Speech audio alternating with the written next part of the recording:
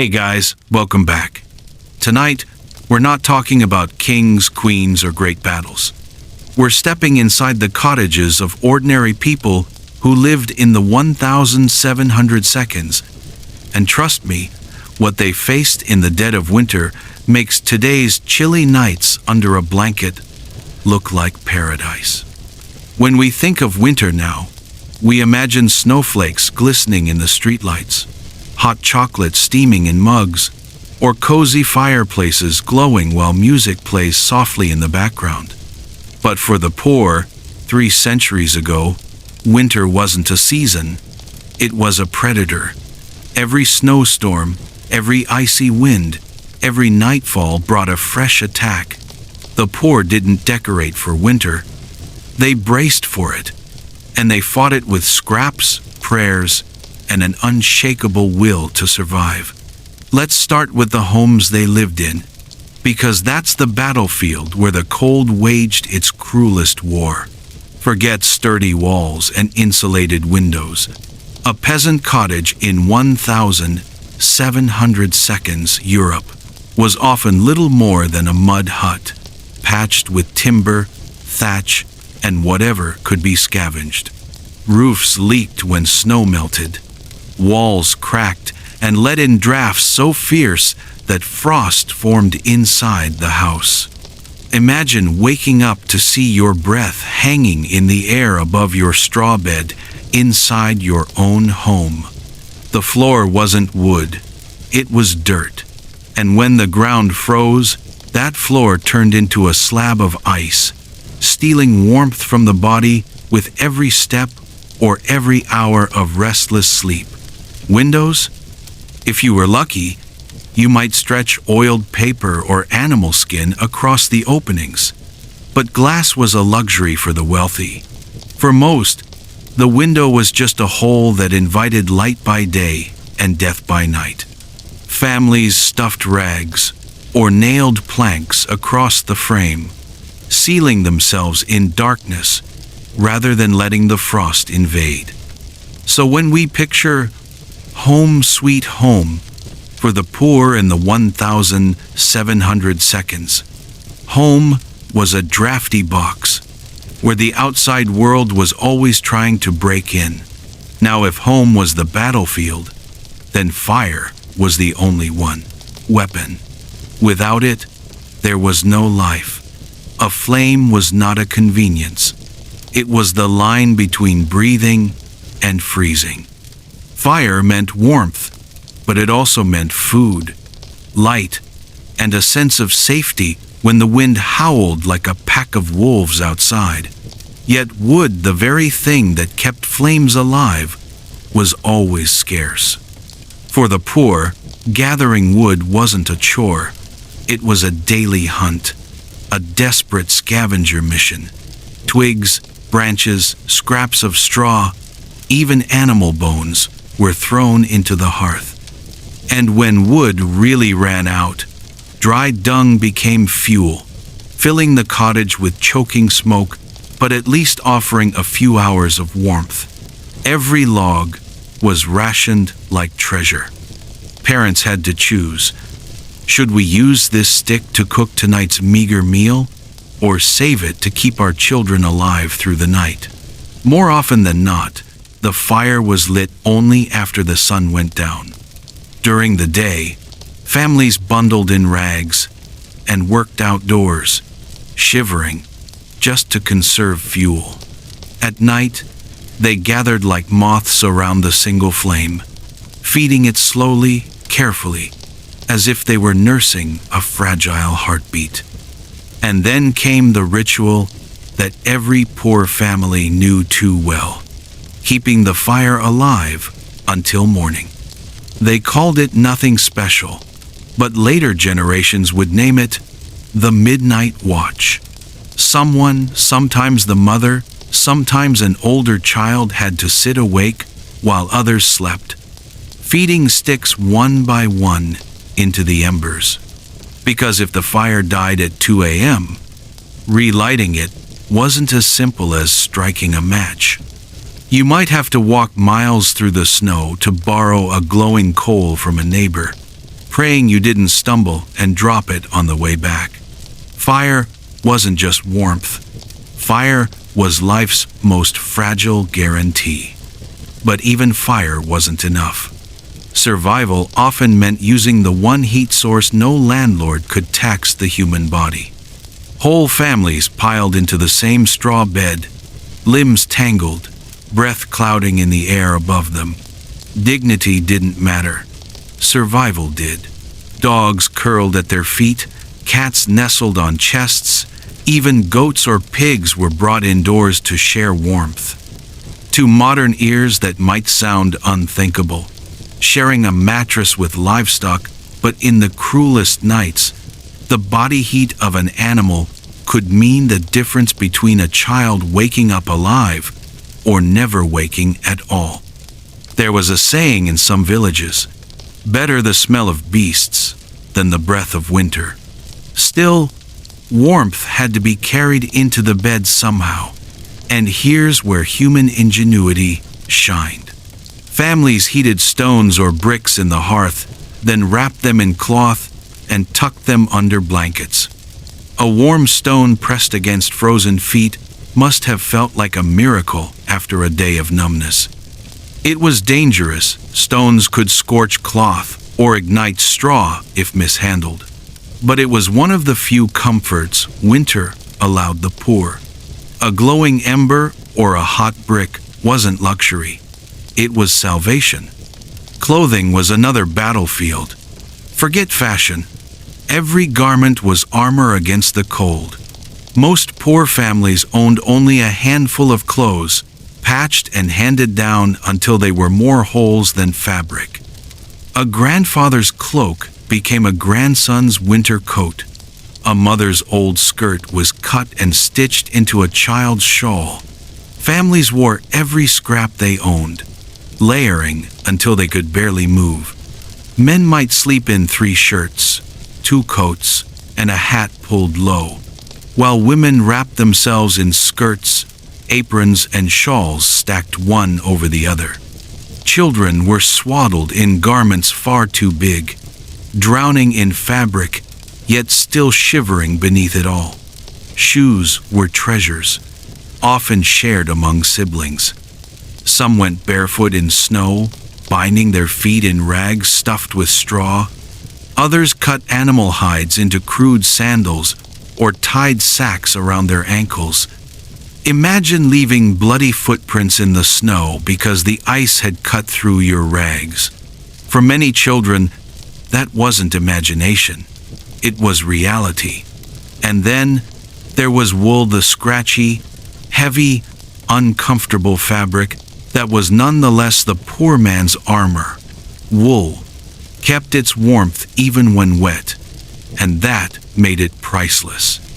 Coarse cloaks, patched stockings, scarves knit from rough yarn, every piece was stitched and restitched until the fibers barely held together. It itched. It smelled of smoke and damp, but without it, frostbite was almost guaranteed. Speaking of frostbite, this was winter's cruelest weapon. It started with numbness, a false sense of relief. But soon, fingers and toes turned pale, then blue, then black. Flesh died, and the only remedy was amputation. But surgery in the 1,700 seconds wasn't clean or safe. No anesthesia, no sterilization, just a saw, a knife, and prayers. Infection often followed, and many never survived. Imagine a farmer losing his toes, or a child his fingers, and still being expected to work, fetch water, or gather wood. Frostbite didn't just steal flesh. It stole livelihoods, dignity, and futures. And hunger. Hunger was winter's cruel twin. While the wealthy dined on salted meats and spiced wine, the poor rationed scraps until cupboards were bare. Root vegetables dug up in autumn, turnips, onions, cabbages, were stored in pits, softening and rotting as winter dragged on. Bread, when available, was coarse, made with barley, rye, or even ground-up acorns. By February, families boiled bones long since stripped of meat, trying to coax out a final broth. Children gnawed on crusts so hard they cracked teeth. Some chewed weeds or bark to ease the ache in their bellies. Hunger weakened bodies, and the cold finished the job. Water, too, was a daily battle. Wells froze over, streams iced solid. Families hacked at the ice with axes, hauled buckets through snow, or melted endless pots of snow, only to end up with a few mouthfuls of liquid. And remember, melting snow required firewood, the very thing already too scarce to spare. Thirst was as deadly as hunger, and unlike hunger, it couldn't be tricked by chewing bark. It demanded water, and water was locked in ice. Disease thrived in these conditions. Imagine 10 people crammed into a smoke-filled cottage, sleeping on damp straw, wearing the same unwashed clothes for months. Coughs turned into pneumonia. Lice and fleas spread typhus. Skin infections festered. Children with weak immune systems rarely made it through the season. Even everyday illnesses, sore throats, fevers, could turn fatal without doctors or medicine. And doctors for the poor were out of reach. Remedies were folk cures. Herbs, teas, charms, whispered prayers. Sometimes they worked. More often, they did not. Orphans suffered most of all. Without families to huddle with, many froze in barns, under bridges, or on doorsteps.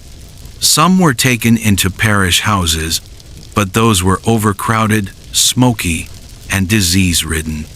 Villages carried silent knowledge of these tragedies. A child seen begging one night might be gone by morning, his body stiff in the snow. It was so common that it shocked no one. Sorrow was constant, but surprise was rare. Yet, amidst all this cruelty, there was one thing that winter could not crush: community. Neighbors shared embers, blankets, or a space by the fire. Villages built community fires in squares or halls, pooling scraps of wood so that many could huddle together. Around these flames, people sang songs, told stories, and passed wisdom from elders to children: how to layer clothing, how to treat frostbite, how to stretch a single loaf through the week. The warmth was fleeting, but the memory of human connection burned longer. And then there was faith. In cottages where food was gone and fires burned low, families knelt by the embers and prayed. Faith gave meaning to suffering. It turned hunger and frost into trials of the soul. Churches became beacons, gathering people not only to worship, but to remind them they weren't alone. Hymns echoed through the cold air, voices trembling but steady, carrying warmth where the fire could not. Finally, after months of fear, the first hints of spring appeared: birds returning, icicles dripping, shoots of green poking through thawed earth. Children noticed first, pointing eagerly, their joy lifting the spirits of exhausted parents. Nettles and dandelions became feasts, the first fresh food in months.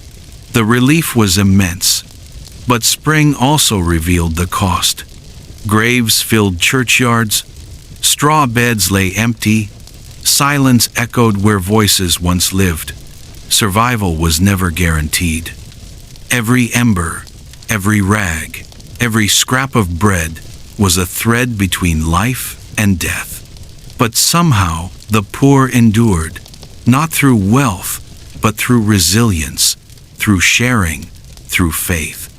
And their struggle is why we are here today, wrapped in blankets they could never dream of, complaining about the cold at 60 degrees while they froze at 20 below. Their story isn't just about suffering. It's about endurance, resourcefulness, and the extraordinary strength of ordinary people. And that's just the beginning of this journey into the brutal ways poor people survived the cold in the 1,700 seconds. Let's keep walking deeper into those frozen winters of the 1,700 seconds, because the story doesn't end with fire, food, or clothing. Survival had 1,000 faces, and each one reveals just how creative and desperate people had to be when the cold refused to let go. We often think of luxury as jewels or fine wine, but for the poor, the real luxury was something we wouldn't even notice today: a blanket. Not a feather quilt or a down-filled comforter, but a patchwork of scraps, sewn together from rags too worn to be clothes, from flour sacks, from pieces of curtains or coats that had outlived their wearers. Imagine a blanket where every square carried a story. This patch once covered a father's shoulders as he worked the fields. That one came from a child's shirt now outgrown. Stitch by stitch, mothers pieced together shields against the cold, even if the seams were crooked and the fabrics mismatched. These blankets were heavy, scratchy, and smelled of smoke from drying too close to the fire. Yet they were treasures. Families layered them one on top of another until the weight pressed them down so firmly that children could barely wiggle underneath. It wasn't comfort, it was survival. And every patch was love made tangible, a silent promise from parent to child. I will keep you warm, no matter what it takes. Still, even the warmest patchwork couldn't erase the hunger. So let's talk about food. Because winter was when cupboards turned into tombs of emptiness. By January, root cellars looked bare. Turnips sprouted, onions rotted, cabbages sagged into mush. Bread, once the daily anchor of life, grew thin and bitter, made with barley, rye, or even acorns ground into flour. People ate it hard as stone, sometimes softened with broth, sometimes chewed until teeth cracked. And when grain was gone, the poor turned to weeds and wild herbs. Nettles boiled into soup, dandelion leaves plucked from frozen ground, bark stripped from trees, boiled until it produced a foul, bitter liquid that barely counted as food. Mothers fed their children this just to quiet the cries of hunger, knowing it offered no strength, only distraction from pain. Meat was rare, almost mythical. A rabbit or chicken, if caught or afforded, was preserved with salt until it turned tough as leather. Bones were boiled again and again, until nothing remained but cloudy water. Fat, rendered into tallow, became spread on bread or dropped into pots for a semblance of broth. Every drop of grease mattered. It carried calories. It carried life. Nothing was wasted, not bones, not skins, not even the fat scraped from cooking pots. Fruit? Only if you were lucky enough to dry apples or pears in autumn. By February, they were shriveled, but still precious. Children sucked them like candy, savoring every chewy bite. And sometimes berries were boiled into syrup, thick, sweet, sustaining, but sugar was rare, honey even rarer. Most winters passed without either. So what did children do in all this? They weren't shielded from survival. Childhood in the 1,700 seconds wasn't play in the snow, it was labor. Boys carried firewood on aching backs. Girls hauled water from frozen wells, ropes biting into their fingers. Even the smallest children were sent out with baskets to gather twigs or weeds, their bare hands red and cracked from frost. Some returned with only a bundle of sticks, but in those cottages, sticks were celebrated like treasure.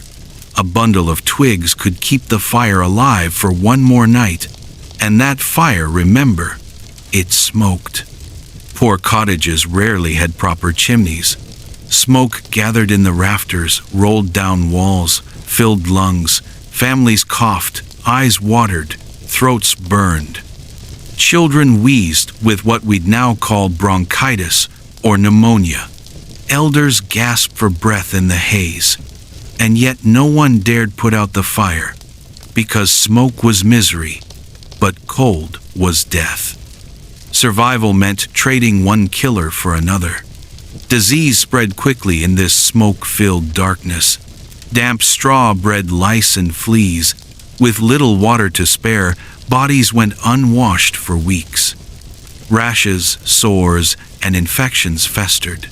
Typhus and dysentery swept through villages.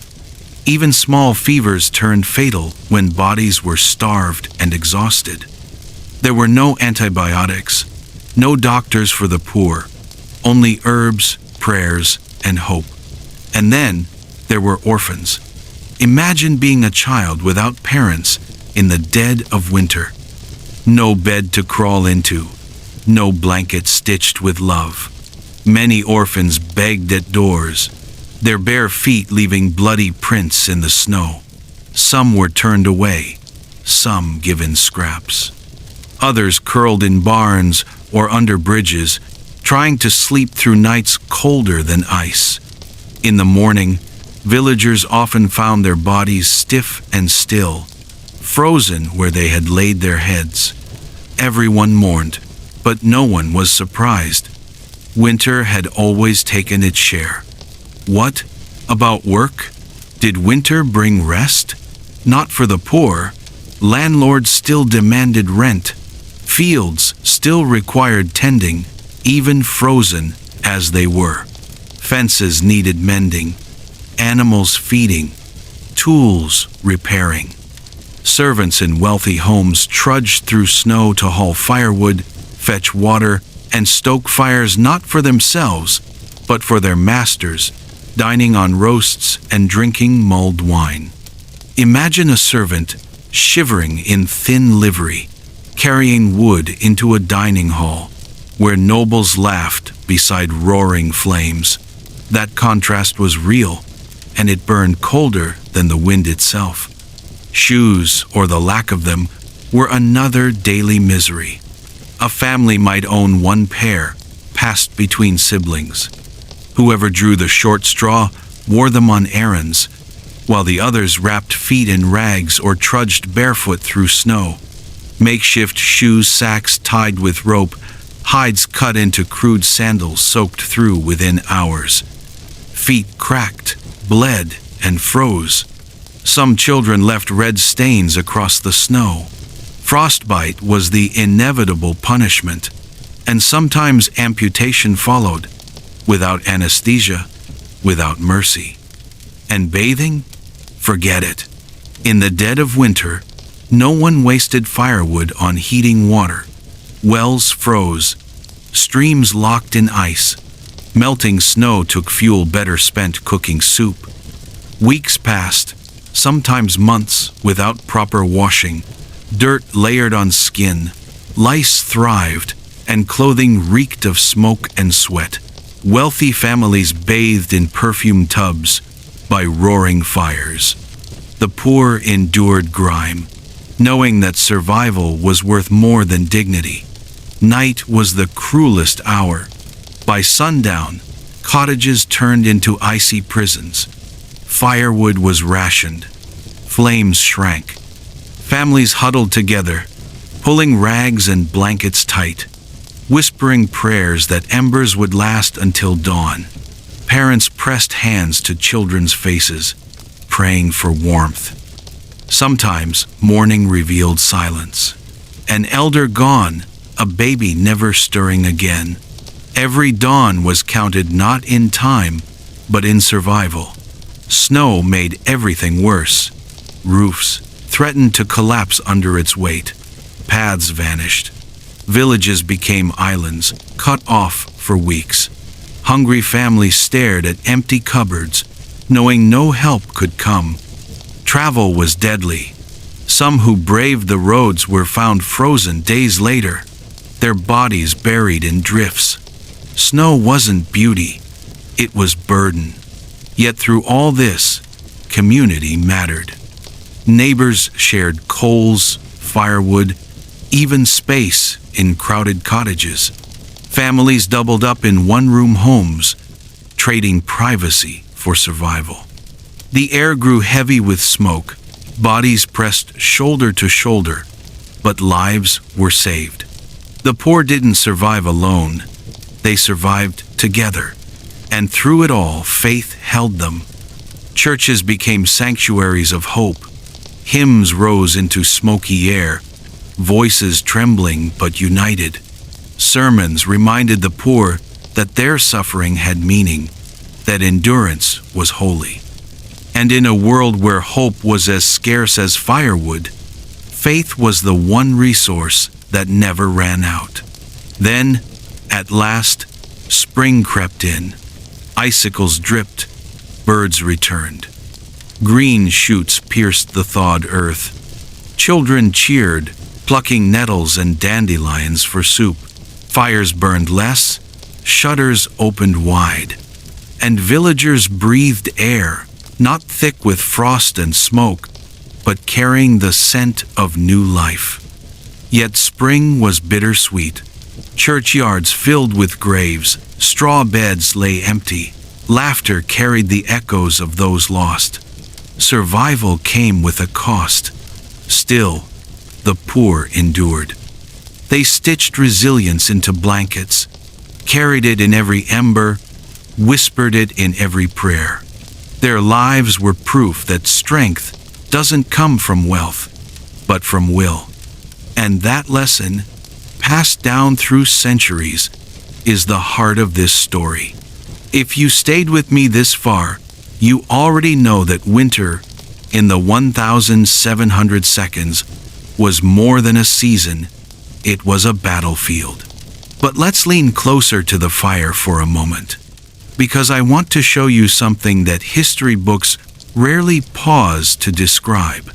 The little rituals, the small acts of stubborn ingenuity that carried families through the endless nights. Think about the fire again.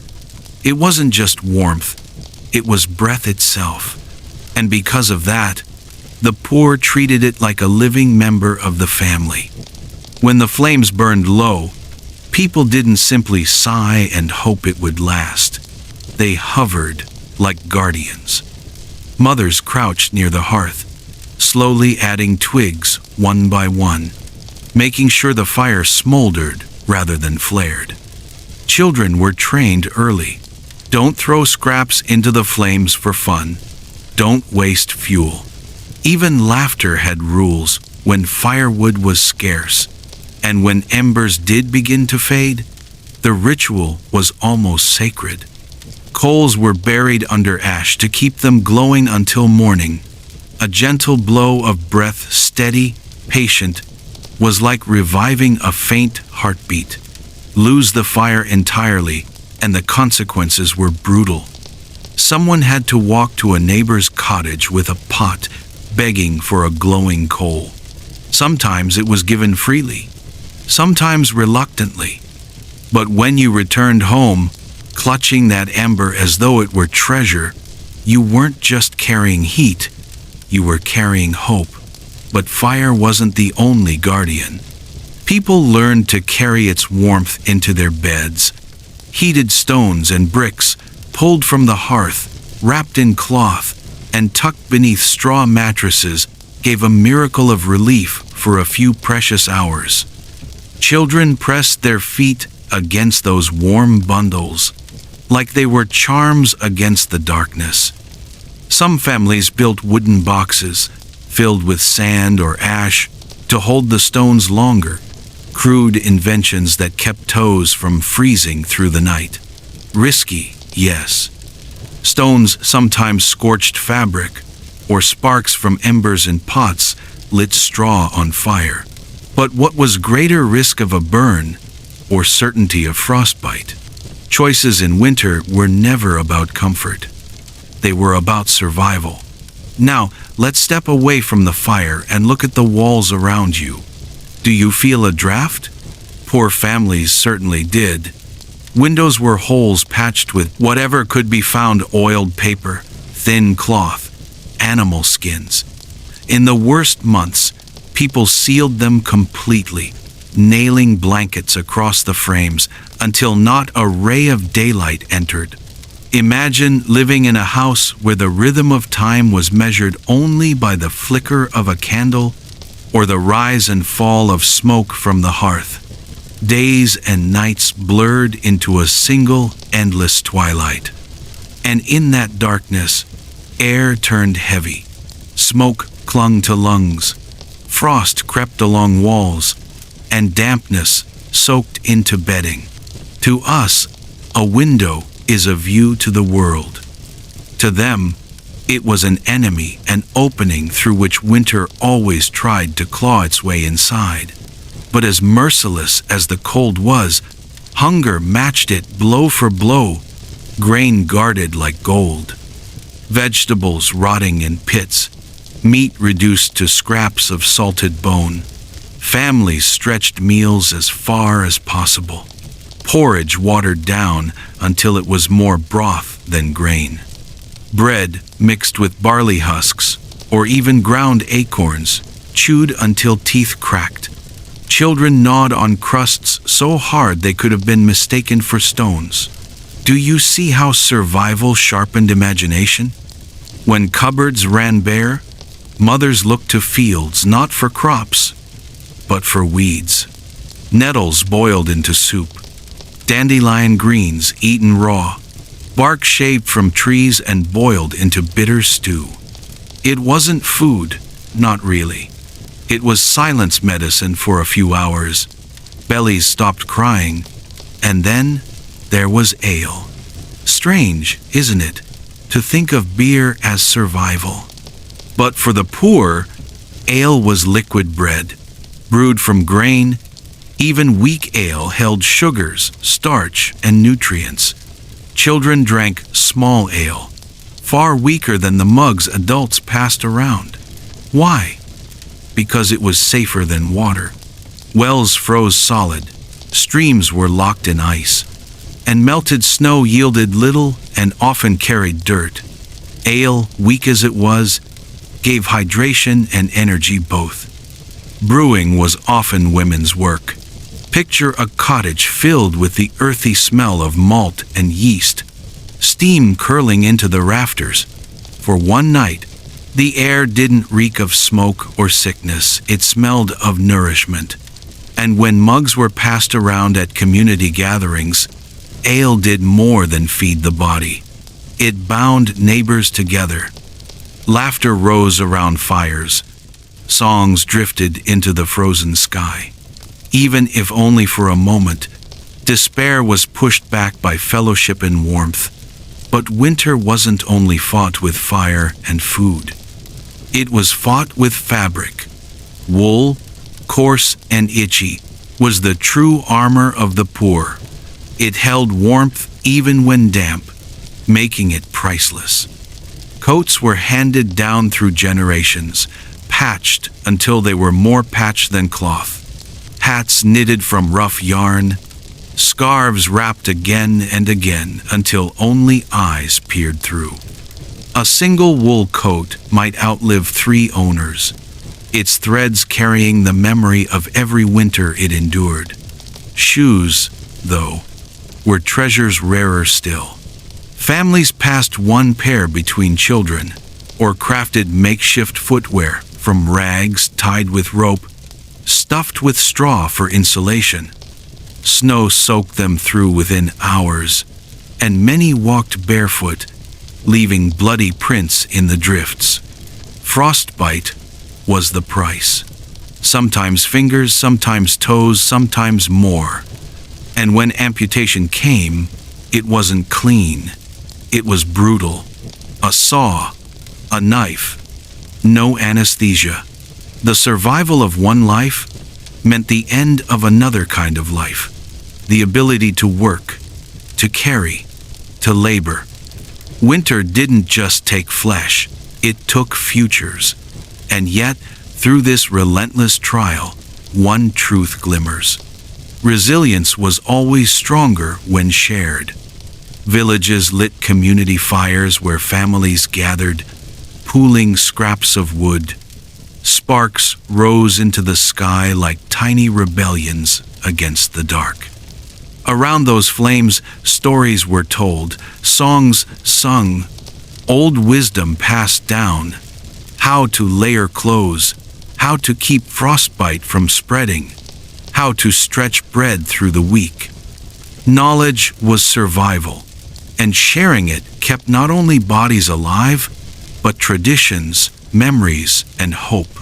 Neighbors lent one another coals, traded blankets, opened their doors when cottages grew too cold to endure. It wasn't charity, it was pact, an understanding that today I give, tomorrow I may need. Borrowed warmth, they called it, and it saved lives. But there was another kind of warmth, unseen and unmeasured, faith. Churches became sanctuaries when cottages failed. Hymns filled stone walls, trembling voices rising together in prayer.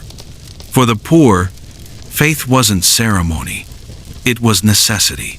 It turned suffering into meaning. It gave parents words to whisper over children when blankets weren't enough. It gave starving families the courage to face another day. And in the cruel balance of survival, faith was often the last flame that never went out. Now, imagine the moment spring returned. The first birdsong after months of silence. The first green shoots pushing through thawed ground. Children pointing with wide eyes, shouting, "It's back! Life is back!" Parents breathed a little easier.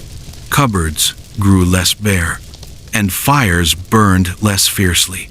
But spring didn't erase winter's scars. Churchyards filled with new graves. Empty straw beds whispered of children who never woke. Survivors carried both relief and grief in equal measure. This was the rhythm of life in the 1,700 seconds. Winter as predator, spring as reprieve, resilience as the only constant. And in their endurance lies a truth that still matters for us today. Strength is not found in luxury, but in the will to endure, to share, and to hope. Let's step even further into the cold streets and smoky cottages of the 1,700 seconds. Because if we've learned anything so far, it's that winter didn't just test bodies, it tested the entire structure of society. And nowhere was that divide more visible than in the contrast between the wealthy and the poor. Imagine it this way. On one side of the hill stood a manor house. Its windows glowed with steady firelight, smoke rising proudly from every chimney. Inside, velvet curtains blocked the drafts, thick carpets covered the floors, and servants rushed to keep every chamber blazing with warmth. Feather beds piled with furs cradled noble families as they sipped mulled wine, while kitchens bustled with steaming porridge, roasted meats, buttered bread, and candied fruits. To them, winter was a nuisance. Roads might be icy, hunting trips delayed, but comfort was never truly threatened.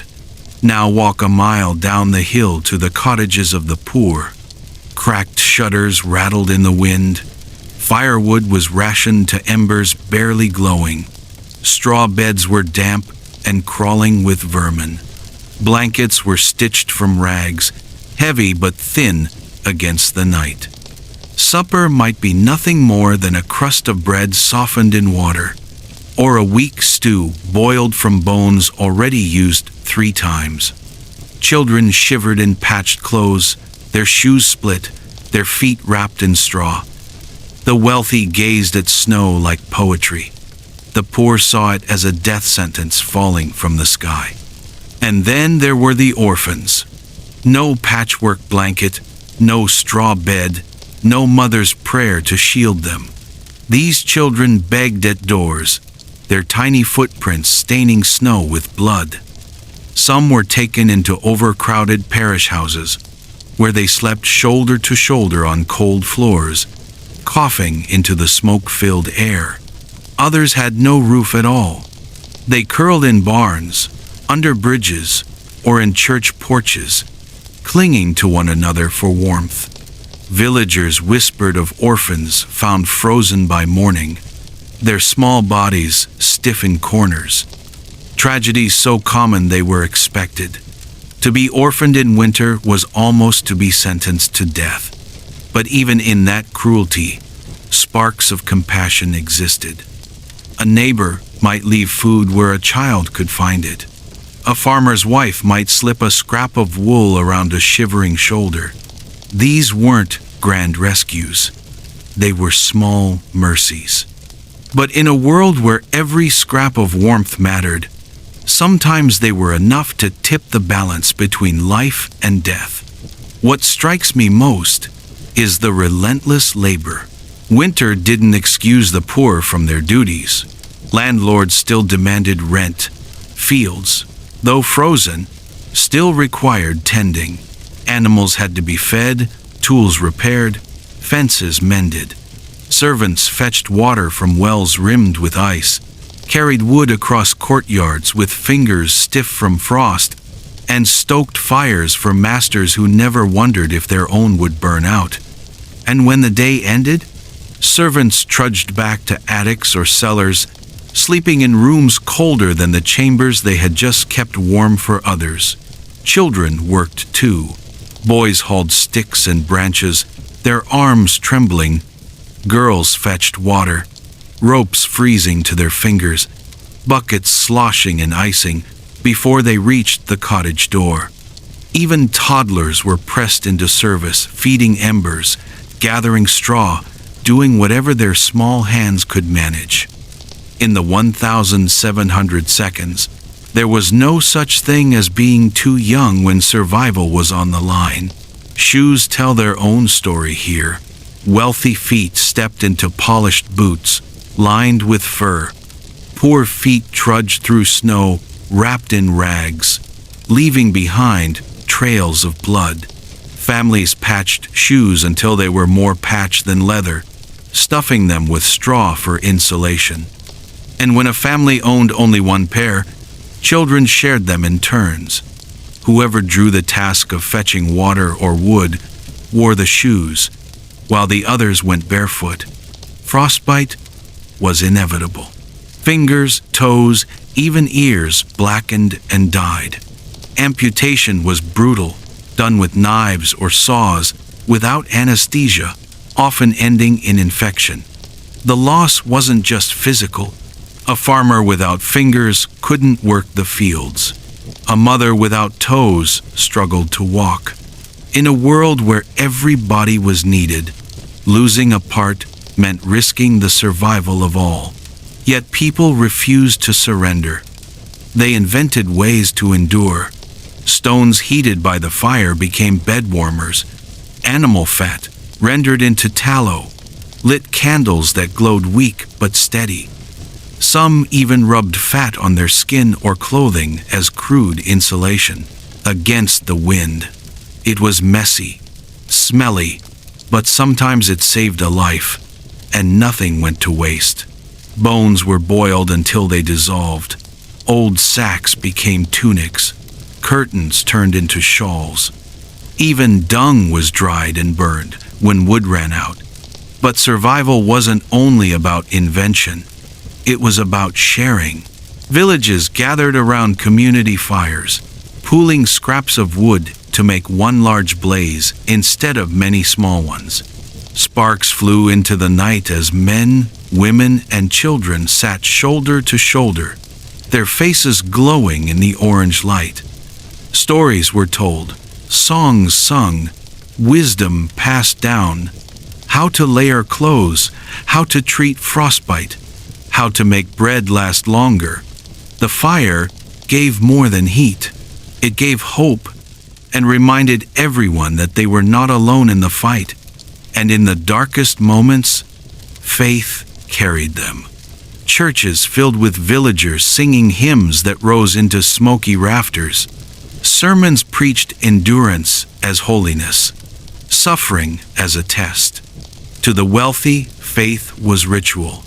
To the poor, it was lifeblood. Prayers whispered over shivering children, petitions muttered into the embers, gave people the courage to endure one more night. Faith was the one resource that never froze, never spoiled, never ran out. When spring finally came, its signs were miracles. Birds returned, their songs like promises that the world had not died. Icicles dripped into rivulets of water, green shoots pierced the thawed ground. Children gathered nettles and dandelions, boiling them into soups that tasted like feasts after months of stale bread and roots. Fires burned less fiercely, shutters opened, sunlight returned. But the joy was bittersweet. Churchyards were fuller. Straw beds lay empty where children once slept. Families carried both relief and grief, planting crops with hands that had just buried their loved ones. Through it all, resilience remained the constant. Every rag patched into clothing, every ember carried from a neighbor's fire, every prayer whispered into the night was proof of extraordinary strength in ordinary people. Winter demanded everything, and somehow the poor found ways to give it. Let's dim the firelight in our minds for a moment and step into the nights of the 1,700 seconds. Daytime was hard enough, fetching wood, trudging through snow, finding scraps of food. But when the sun slipped behind the hills, the true battle began. Night was when the cold pressed hardest, when fear took hold, and when survival felt most uncertain. Picture a cottage at midnight. The fire, once bright, has burned low. Shadows dance on the soot-stained walls. The straw bed creaks under the weight of bodies huddled together. Every breath a cloud in the freezing air. Mothers lay awake, pressing their hands against their children's cheeks, praying to feel warmth. Fathers stir the coals with sticks, coaxing sparks into flame, knowing that if the fire dies, so too might their family. Sleep was never restful. It was fractured by worry, broken by the need to rise and check on embers. Parents assigned themselves or their children the midnight watch. One pair of weary eyes always remained open, guarding the fragile flame. Fall asleep, and the risk was devastating. A dead hearth, a frozen cottage, lifeless bodies by dawn. The watch wasn't just a chore, it was devotion. A child sitting by the fire whispered prayers to keep awake. A mother sewed patches by faint light. A father sang softly to himself, willing his eyelids to stay open. It was a ritual, carved not into history books, but into the marrow of survival. And beyond the walls, night brought its own terrors. Wolves and stray dogs howled in the distance, their voices riding the icy wind like warnings. Vermin scratched through straw beds, shutters rattled, timbers creaked, snow slid from roofs with heavy thuds. Every sound became an omen. But the greatest fear wasn't outside, it was inside. The possibility that a child might not stir in the morning, or that an elder's shallow breathing would fall silent in the dark. Villages learned to wake each morning not with celebration, but with a roll call of survival. Who lived through the night? Who didn't? Death was so common, it became expected. But that didn't make the grief any lighter. A baby swaddled in rags, gone before the dawn. A grandmother, coughing in smoky air, silenced forever in the still hours.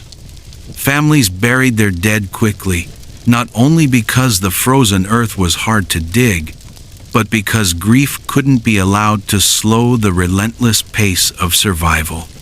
Yet even in these moments of despair, community offered its quiet strength. When firewood ran out, neighbors lent glowing coals, carried carefully in pots of ash. When blankets were too thin, a mother might place her own patchwork quilt on a neighbor's child. Sometimes entire families crowded into a single cottage, doubling or tripling their numbers around one fire. Privacy vanished, but warmth multiplied. The air grew thick with breath, sweat, and smoke. But lives were saved. Borrowed, warmth became more than survival. It became a kind of silent promise. Today we share, tomorrow we may need. Faith, too, wrapped itself around families at night. With no fire strong enough to banish fear, prayers became the final defense. A father's whispered plea for his children's lives carried as much weight as the last ember he coaxed to glow. Churches filled with villagers during the darkest months, hymns rising into smoky rafters, voices trembling but steady. Faith turned suffering into meaning. It gave people the courage to face another night, another dawn, even when reason told them hope was thin. But night also carried a strange intimacy. Stories were told in hushed voices by the fire. Folk tales, lessons, family histories, all passed from elder to child during those endless hours. The darkness, for all its terror, became the forge of memory. Children who survived grew up remembering the warmth of those tales even more vividly than the sting of cold. Night, in all its cruelty, shaped not only survival but identity. And then there was snow, that silent weight that transformed night into a trap. Roofs creaked under its burden, doors froze shut.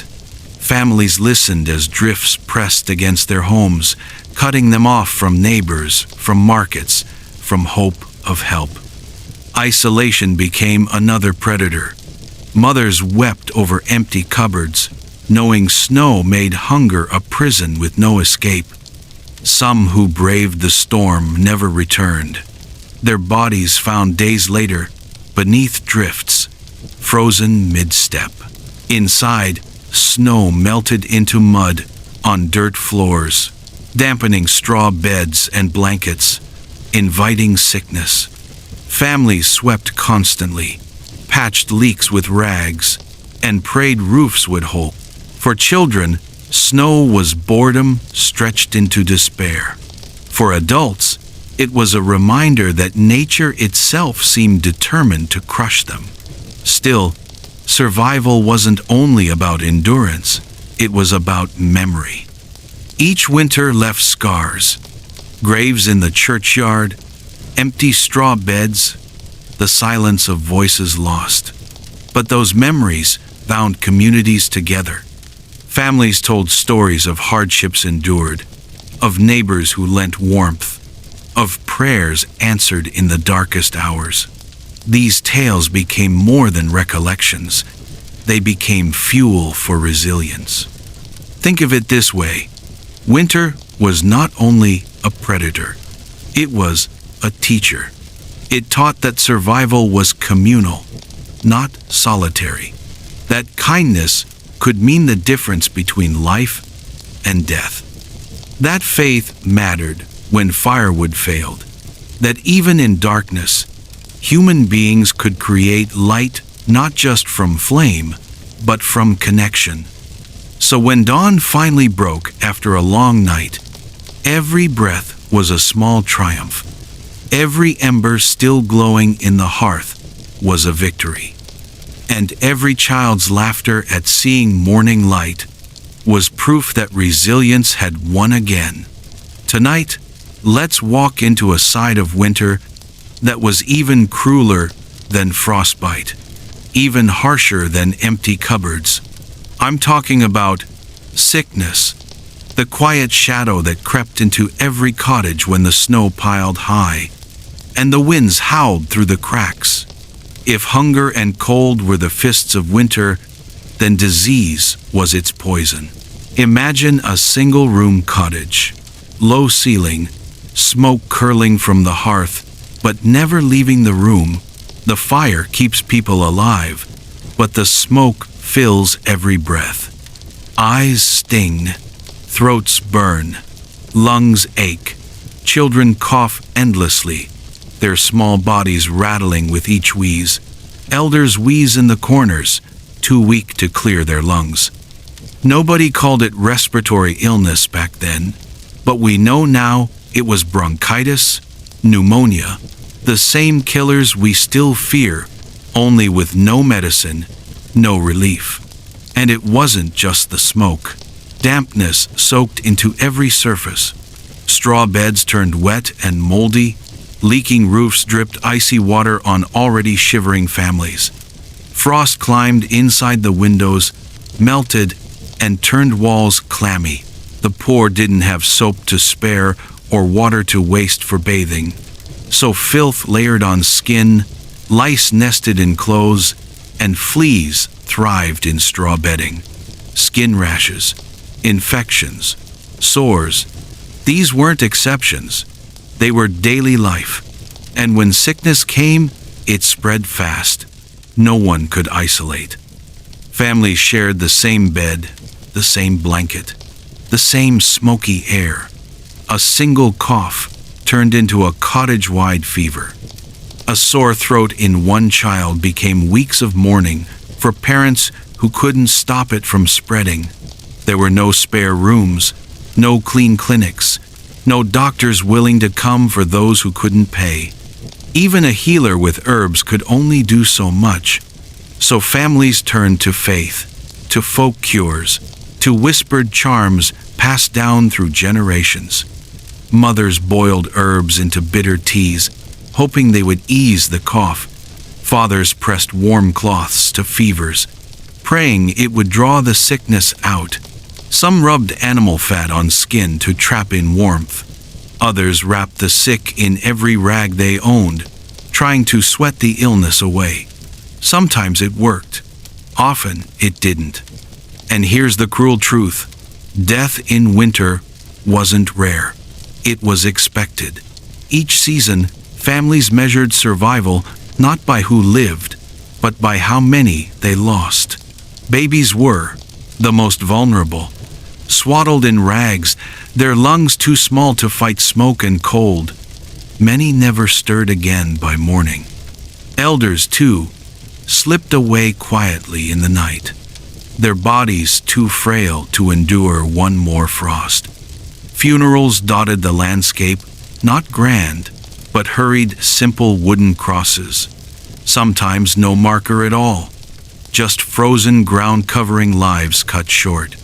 But even those who survived sickness often carried scars. Frostbitten hands that never healed properly, lungs weakened by years of smoke inhalation, scars from infections that spread without treatment.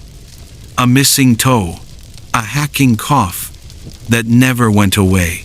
These were the badges of survival. And still, people rose each morning. Why?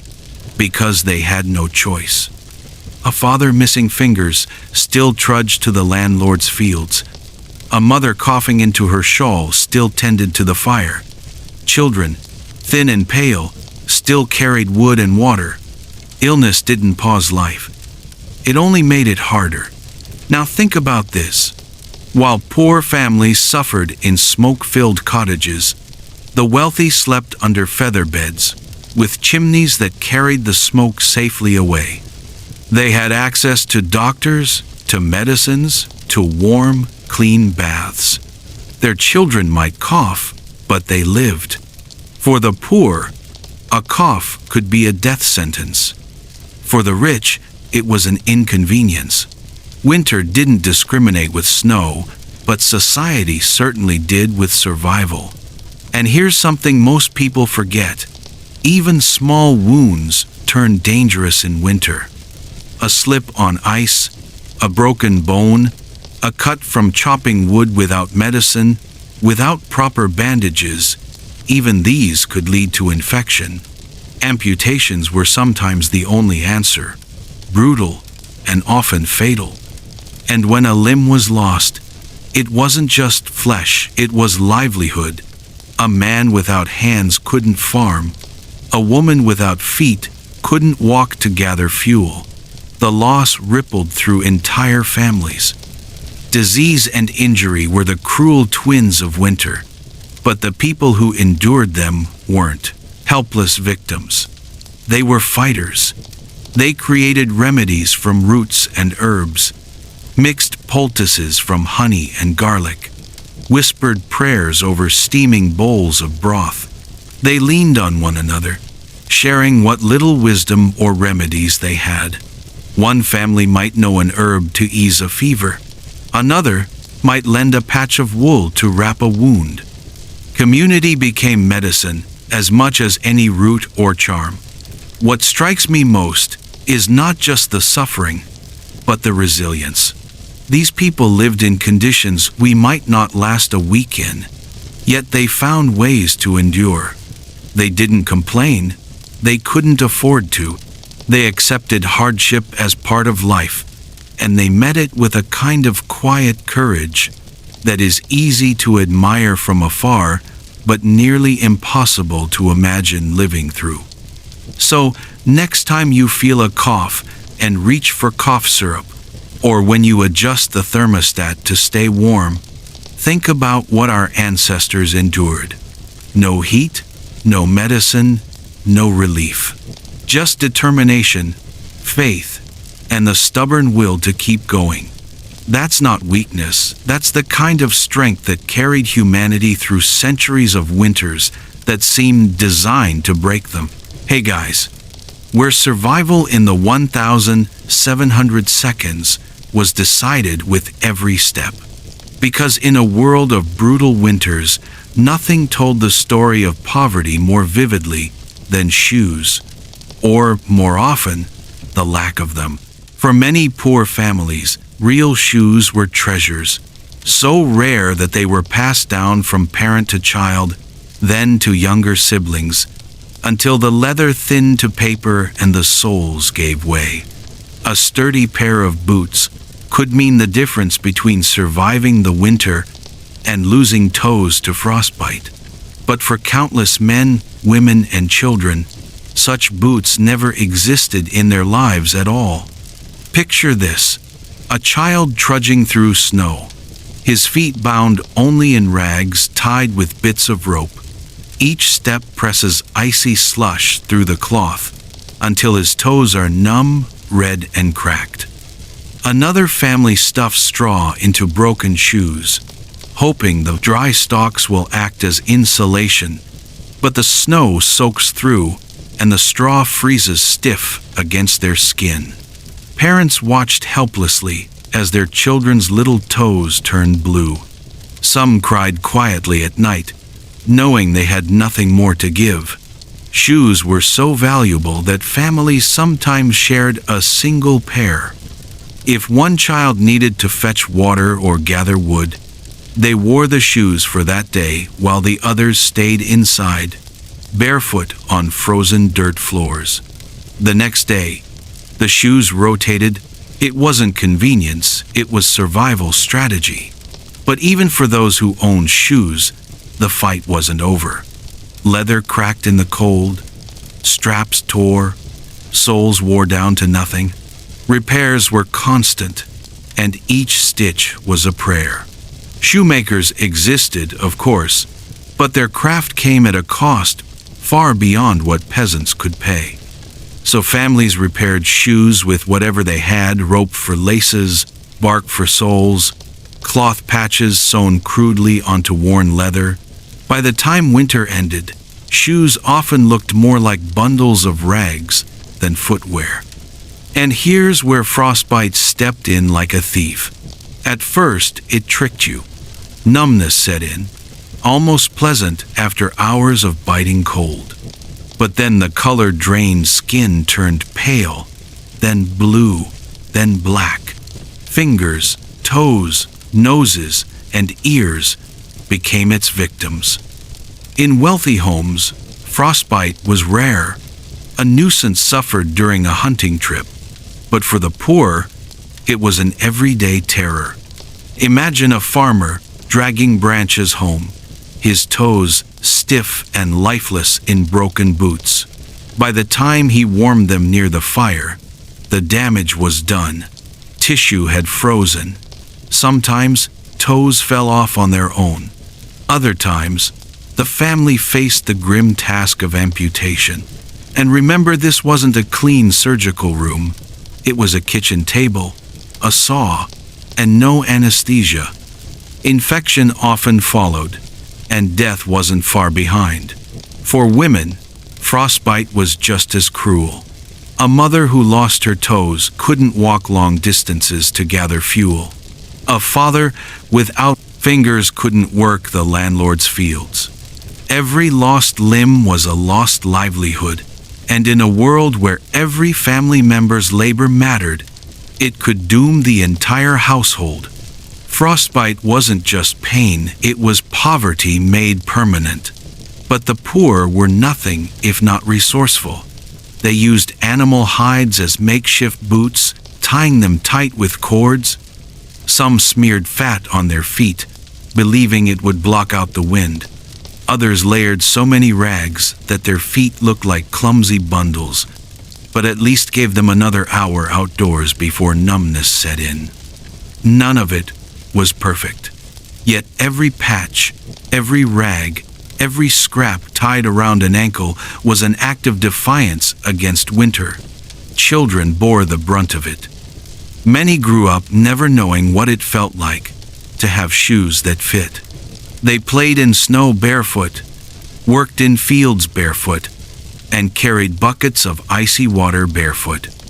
Their tiny footprints, sometimes stained with blood, marked the paths of villages. And yet they laughed, they ran, they endured. That's resilience, carved into the cold earth by bare feet. The contrast with the wealthy could not have been sharper.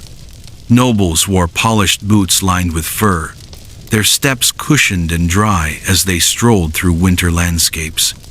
Their shoes were not just warm, they were status symbols, clasped with silver or embroidered with fine detail. For the poor, shoes were not about fashion or pride. They were shields, fragile and temporary, against death itself. And this is where the quiet tragedy sits.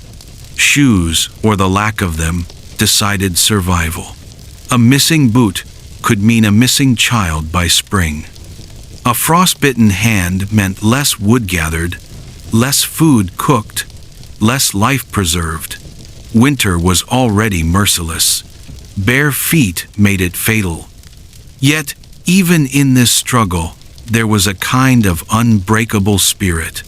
A mother binding her child's feet in rags wasn't just improvising. She was protecting the future. A father walking miles barefoot through snow to borrow embers wasn't just enduring pain.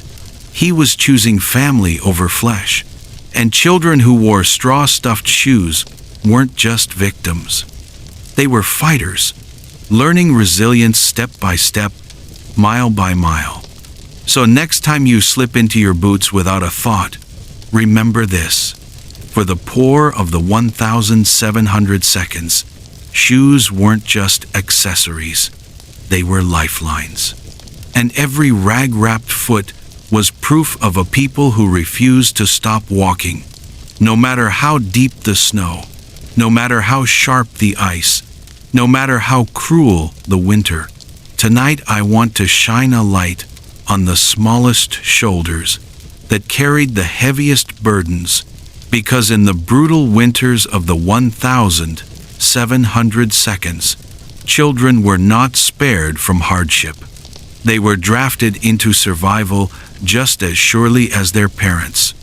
For poor families, every pair of hands mattered. And when the snow fell, when fields froze, and when firewood dwindled to a few twigs, children became the unsung soldiers of winter.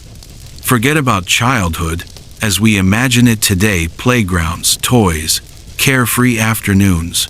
For the poor in the 1,700 seconds, childhood was a luxury almost no one could afford. At dawn, before the frost had even lifted from cottage walls, children were sent outside with baskets, sacks, or simply their bare arms. Their mission? Fuel. Twigs, branches, bark, anything that could burn. Imagine a boy of 8 trudging into the forest, snow almost up to his knees, scanning the ground for scraps of wood. His fingers are cracked and red, his breath visible in sharp clouds. But he keeps going because he knows, without this wood, the fire might die tonight. Sometimes, children brought home nothing more than a bundle of sticks barely larger than their arms. And yet those sticks were celebrated like treasure. Mothers laid them carefully by the hearth, rationing them for nightfall. In a world where every ember meant life, even the smallest piece gathered by a child mattered deeply. Older children bore heavier loads. A teenage girl might haul water from a frozen well, her hands raw from the icy rope, her arms trembling as she balanced a bucket that weighed more than she did. Sometimes the water froze before she made it home. Still, she trudged back, determined not to return empty-handed. Boys pulled branches on crude sleds, leaving trails across the snow that told silent stories of struggle. And then there were the dangers. Snowdrifts could swallow a small child whole. Wolves, stray dogs, and hunger-driven wild animals roamed the forests. Parents knew the risks, but what choice did they have? Adults were tied to landlords' demands, toiling in frozen fields or tending livestock. The children's labor wasn't optional, it was essential. Some tasks were small but vital. A 5-year-old might be told to sit near the fire and guard the embers, to blow gently when the coals dimmed, to add twigs one at a time as they had been taught. If the fire died on their watch, shame fell heavy, and sometimes so did tragedy. But most children learned quickly. They treated the fire as if it were a sibling, a living thing that needed their care. Other duties tested their limits. Some families, desperate for fuel, stripped wooden fences for boards or broke apart furniture for burning. Children helped carry these scraps, knowing that each piece of wood meant one more night of survival. In the most desperate cases, they scavenged ditches and trash heaps, pulling out anything that might catch flame, even dried weeds, even bones. And let's not forget food. Children often foraged for what little could be found. They dug beneath the snow for frozen roots, collected nettles or bitter greens in early spring, and sometimes even gnawed on bark to ease hunger. Their small discoveries, an onion, a handful of herbs, were offered proudly, not as snacks, but as salvation for the family pot. All of this left marks, both seen and unseen. Small hands were calloused, chapped, and raw. Little feet, often wrapped only in cloth or straw, left bloody prints in the snow. Childhood laughter existed, but it was rare, snatched between chores, brief sparks of play before returning to labor. And yet, in those sparks, resilience shone through. Children could giggle while hauling sticks, or chase each other across frozen fields with frost clinging to their hair. Their joy was rebellion against despair. It's heartbreaking, but it's also inspiring. These children weren't simply victims of poverty. They were contributors, providers, protectors. Their labor, however small, kept families alive. A single bundle of twigs gathered by a child might have been the reason a baby sibling didn't freeze. A bucket of water hauled through the snow might have been the difference between cooking a hot meal or going to bed hungry. Think about it. How many of us today could send an 8-year-old into a frozen forest and expect them to return with fuel to keep the household alive? That was reality then. Responsibility didn't wait for adulthood. It arrived as soon as a child could walk, and sometimes even earlier. There were stories of little ones falling asleep beside fires they were meant to watch, only to wake in panic when embers dimmed. There were tales of boys who braved storms to bring back wood, returning with frostbitten fingers. There were girls who walked barefoot to frozen wells, their feet cracked and bleeding, because water was needed no matter the cost. And yet, despite the hardship, children carried hope in ways adults often could not.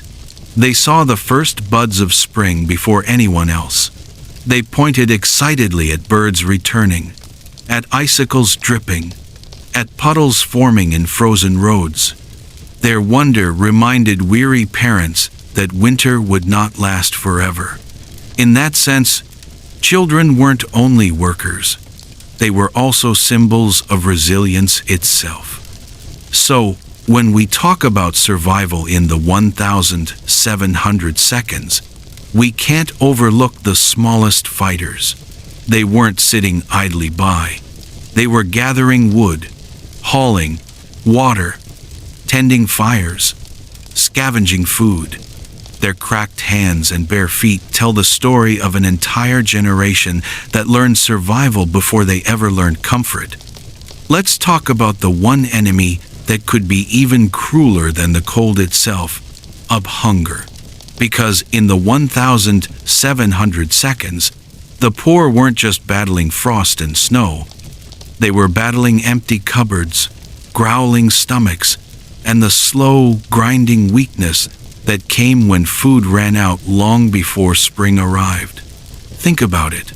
Today, we walk into a grocery store and see shelves bursting with fruit in winter, meats preserved neatly, and loaves of bread stacked higher than we could ever eat.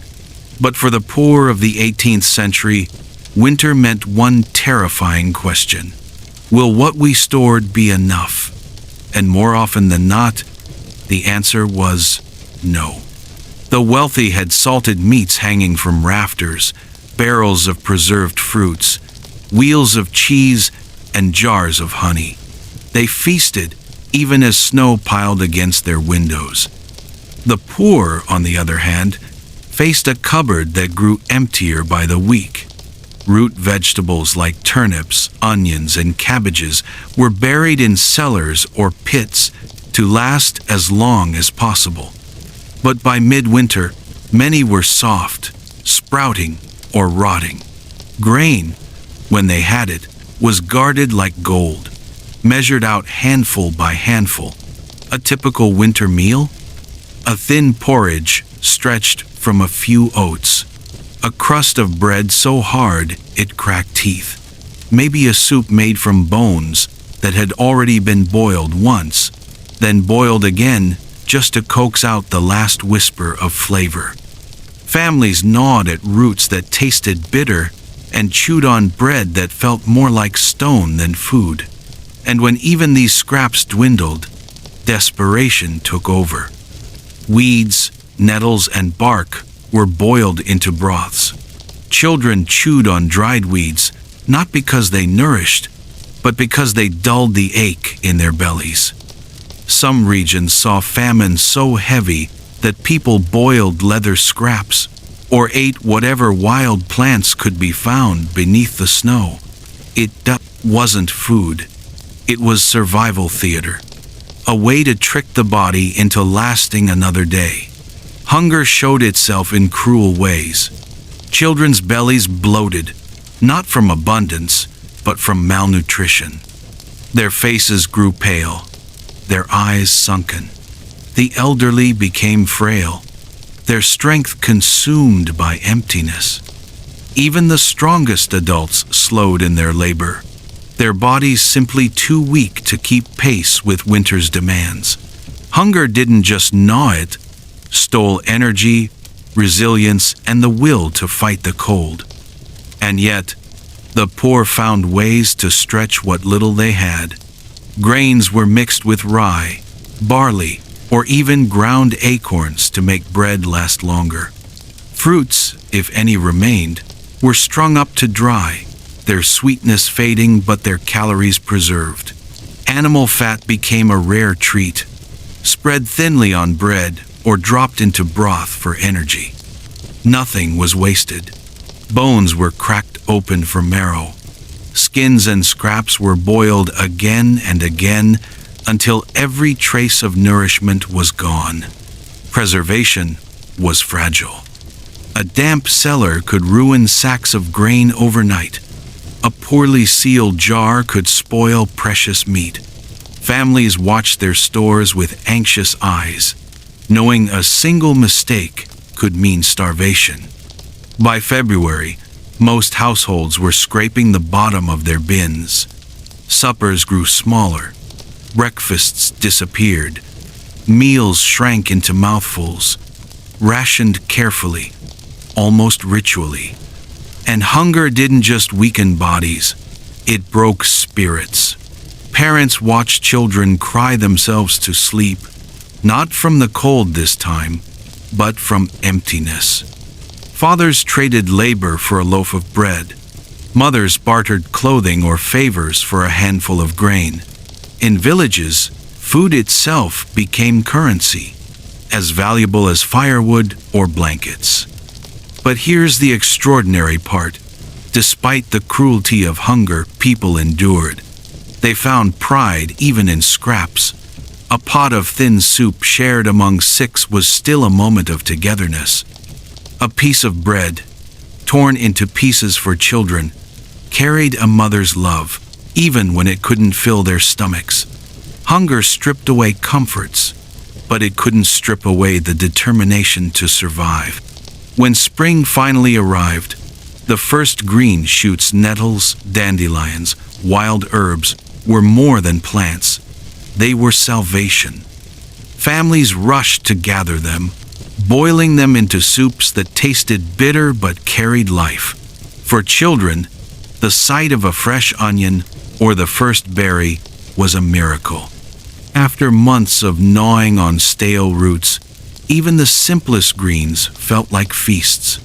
So the story of hunger in the 1,700 seconds wasn't just about starvation, it was about resilience. It was about families who turned scraps into meals, who stretched a handful of grain into days of survival, who endured night after night with empty stomachs and still rose in the morning to fight again. When we sit down today with full plates and warm kitchens, it's worth asking, could we have endured what they did? Could we have faced winter with nothing but a sack of turnips and a few handfuls of oats to feed a family? That's what makes their survival extraordinary. Hunger was as deadly as the frost, but somehow, through ingenuity and sheer will, the poor of the 1,700 seconds carried on. If the last part was about hunger gnawing at empty stomachs, this part is about the fight to prevent that hunger in the first place. Because for the poor in the 1,700 seconds, survival in winter wasn't just about finding food, it was about stretching and preserving every scrap they could get their hands on. Food preservation wasn't a science class lesson back then. It was survival strategy, passed down like secret family knowledge. Let's start with the most basic and most brutal tool: salt. Salt was expensive for the poor, often controlled by landlords or taxed heavily by governments. Yet it was the simplest way to keep meat from rotting.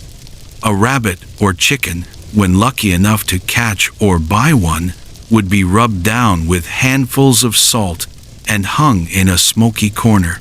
Weeks later, the flesh would be leathery, salty to the point of dryness, but still edible. Families would slice it thin, boil it in broth, or chew it slowly, because every bite mattered. Smoking was another lifeline. If a family had a little meat, say, from a goat slaughtered before winter, they couldn't afford to eat it all at once. They'd hang strips above the hearth, letting the smoke curl around them day and night. The result was meat darkened, tough, and smoky, but it would last weeks, sometimes months, if stored carefully. That smoky taste wasn't a delicacy back then, it was a reminder of survival. Drying was used too, not only for meat but for fruits and herbs. Apples, pears, or berries, gathered in the summer, were sliced and strung up on strings, hanging from rafters until they shriveled. Sweetness faded, but calories remained. Dried fruit was like treasure, often saved for children or for days when spirits ran dangerously low. Herbs like nettles, sage, or thyme were dried too, not for flavor, but for medicine and simple nourishment when boiled in thin teas. Fat was another weapon in the war against hunger. Animal fat rendered into lard or tallow was stored in jars and used sparingly, sometimes spread across coarse bread or dropped into a pot to turn hot water into a soup. It carried calories, dense and sustaining. A spoon of lard might have been enough to give someone the energy to chop wood or haul water. It wasn't glamorous, but it was survival fuel. And then there was honey. Sweetness was rare for the poor, but honey wasn't just for flavor. It preserved. Families who could trade or gather small amounts of honey used it to seal fruit or herbs, keeping rot away. Honey's antiseptic qualities meant it was as much medicine as food, rubbed on wounds or mixed into teas. To have honey in the cottage during winter was almost miraculous. It symbolized a family that had prepared well, or one blessed with generous neighbors. Grain, though, was the backbone. Oats, rye, and barley were stored in wooden bins or sacks in the driest corners of a cottage, but they had to be guarded fiercely. Rats and mice were constant enemies. Families sometimes hung their grain sacks from rafters, or built crude wooden chests to keep vermin out. Even then, infestations could wipe out months of food overnight. That's why children were often tasked with chasing cats toward storage areas, because a good mouser wasn't just a pet, it was a food protector. Bread in winter was rarely the soft, fluffy loaf we imagine today. It was coarse, dense, often mixed with fillers like acorns, pea flour, or even ground bark. Yes, bark. It didn't taste good, but it made flour last longer. Families accepted bitterness and grit between their teeth as the price of staying alive. And when even preserved food ran out, people turned to desperate measures. Old bones boiled until they turned to jelly. Leather scraps softened in boiling water. Weeds pulled from beneath snow. The poor learned to preserve not just food, but hope, stretching the tiniest supplies until spring broke the grip of winter. What's striking is how much of this ingenuity lives on in traditions today. Smoked meats, dried fruit, pickled vegetables, we see them as delicacies. But for the poor of the 1,700 seconds, they were survival tactics. Their kitchens weren't about flavor. They were about life and death. And here's the truth. Even with all these methods, food almost always ran out before the thaw. February and March were the hunger gap, the cruelest months, when cellars were nearly bare, and people lived on scraps that would horrify us today. Yet somehow, through creativity and sheer stubbornness, families endured. So next time you enjoy smoked bacon or dried fruit in winter, remember this.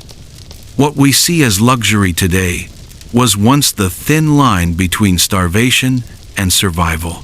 For the poor of the 1,700 seconds, every salted scrap, every smoky strip, every dried apple slice was more than food. It was hope, bottled and hung and buried against the long dark of winter.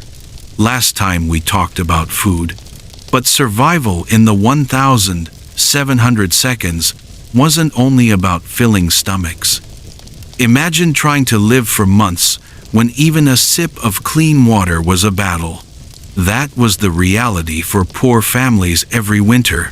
Hunger gnawed at them, yes, but thirst stalked them too. The first problem was simple. Wells froze. A village well that served families all year could turn useless when a thick crust of ice sealed the top. Men and children would be sent out at dawn, their breath fogging the air, carrying axes or heavy stones. They hacked and hammered until the ice cracked, lowering a stiff rope to pull up water so cold it burned their hands. Buckets split, ropes stiffened, and sometimes the surface froze again before they even made it home. Rivers and streams weren't easier. The current still flowed beneath, but the surface became a glassy prison stretching for miles. Poor villagers risked their lives smashing holes with picks or poles. One wrong step and a person could vanish into the black water below, swallowed by the current, frozen within minutes. Families knew the danger, but what choice did they have? Without water, they couldn't cook, couldn't wash, couldn't live. When wells and rivers failed, snow became the only answer. Families scooped it into pots, melted it over precious firewood, and prayed it would be enough. But here's the cruel trick. Snow looks abundant, yet it yields so little. A bucket packed full might melt down to only a cup or two. That meant endless trips outside, scooping, carrying, melting, again and again. For a child already weakened by hunger, that walk into the freezing dark to gather snow was as dangerous as it was exhausting. And snow wasn't clean. It carried ash from hearths, soot from chimneys, dirt from the air. Melted snow tasted of smoke and sickness unless boiled, but boiling required firewood, another resource rationed, like treasure. Some families took the risk and drank it as it was, trading health for survival. Others scraped the cleanest layers from untouched drifts, hoping purity hid in whiteness. Water wasn't just for drinking. It was needed for cooking grain, softening bread, or making the thin broths that kept families alive. Without it, even the meager food they had couldn't be prepared. Washing was almost forgotten in winter. There simply wasn't enough fuel to spare for heated water. Bodies went unwashed, clothes reeked of smoke and sweat, and straw beds turned foul. Hygiene was sacrificed for the greater fight against thirst. But the most haunting part, the sheer effort required for every sip. A single bowl of porridge might mean hours of chopping through ice, hauling buckets across frozen ground, melting snow over embers, rationing each drop. Children were sent on these missions because adults were tied to labor for landlords or struggling to gather wood. Small hands carried heavy loads, raw skin cracked open, cheeks burning red in the wind. Every step through snow was another reminder of how fragile survival was. Sometimes neighbors helped one another. A family with a functioning well might share, but even generosity had limits. Too many mouths at one bucket meant everyone risked running dry. There were stories of fights breaking out at wells, of people hoarding ice holes in rivers like guarded treasures. Water became a kind of currency, traded, begged for, or denied. And yet, through all this hardship, the poor endured. They learned tricks, burying buckets under straw to keep them from freezing solid, collecting icicles from rooftops dangerous, but quicker to melt than snow, using clay pots near the fire to capture drips of condensation, tiny hacks that turned desperation into survival. To us today, water is effortless, a turn of a tap, a sip from a bottle. But for the poor of the 1,700 seconds, every swallow was earned through struggle, danger, and sacrifice. Thirst was as cruel as hunger, and in winter, it was often harder to quench. Let's pick up where we left off. We've talked about the fight for water, but there was another silent battle raging inside every poor cottage in the 1,700 seconds. It wasn't against the cold outside, it was against the smoke inside. Picture this: a family huddled around their hearth, the one fragile flame that stood between them and the deadly frost. The fire gave warmth, yes, but with no proper chimney, the smoke had nowhere to go. It filled the room, curling into rafters, sinking into straw beds, clinging to every blanket, every garment, every breath. By nightfall, the air was so thick that eyes stung and watered. Children coughed until their small chests rattled. Elders wheezed, struggling to pull air past throats raw from soot. Even the strongest adults endured headaches, burning lungs, and constant fatigue. They didn't have the word for it then, but today we know it as respiratory illness, bronchitis, pneumonia, suffocation slowly written into their lungs. Yet no fire meant certain death from cold. So the poor had no choice. They endured. They sat squinting in the smoky haze, eating meals with watering eyes, rocking babies whose cries turned hoarse. The fire was life, and its smoke was the price of keeping that life alive. Some families tried tricks to cope. A small hole cut in the roof to vent the smoke, but then the wind and frost rushed in, undoing the effort. Others hung damp cloths above the fire, hoping they would catch the soot before it filled the room. A few built crude chimneys of stone or clay, but they cracked easily, leaking both smoke and precious warmth. In the end, nothing fully worked. The smoke always won. You could see its story written on the walls. White plaster turned black, rafters dripped with tar, and every object inside was stained with years of fire and desperation.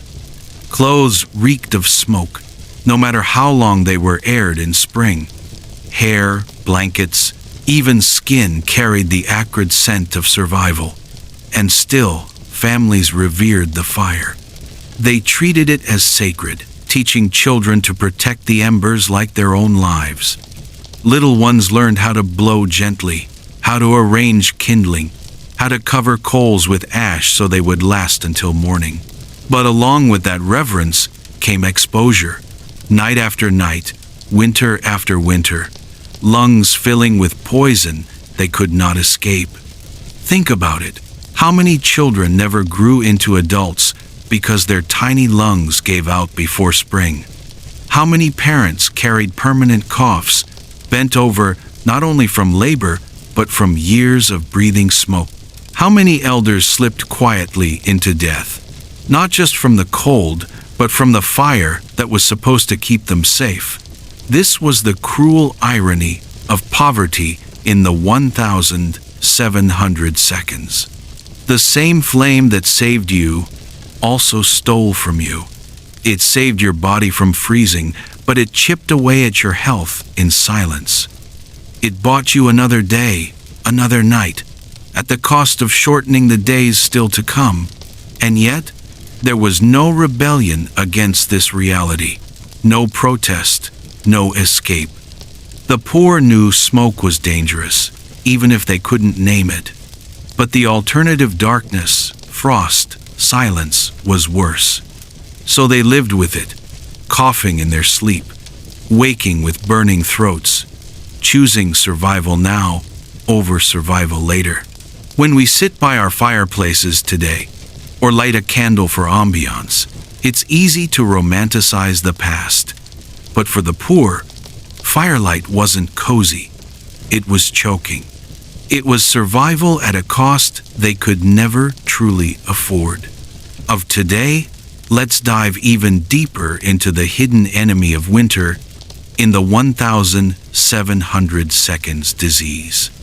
Because if the cold didn't claim you outright, sickness often finished the job. Think about the conditions we've already explored. Tiny cottages packed with people, smoke swirling through the air, damp straw bedding soaked with sweat, roof leaks, and frost creeping down walls. Add hunger, exhaustion, and thin rags of clothing, and you've got the perfect recipe for illness. Children, already weak from malnutrition, rarely stood a chance. Their bellies were never full. Their cheeks stayed pale. And when a simple cough started, it could spiral into something deadly within days. Pneumonia, bronchitis, fevers. Conditions we treat easily today were death sentences back then. And there was no isolation. No spare room where the sick could be kept apart. Families shared the same bed, the same blankets, the same smoky air. When one person fell ill, it spread like wildfire. A mother's cough quickly became a child's cough. An elder's fever became the whole cottage's nightmare. Even small ailments carried fatal risks. A sore throat could swell into an infection that suffocated a child in their sleep. A fever unchecked could burn through a frail body until nothing was left.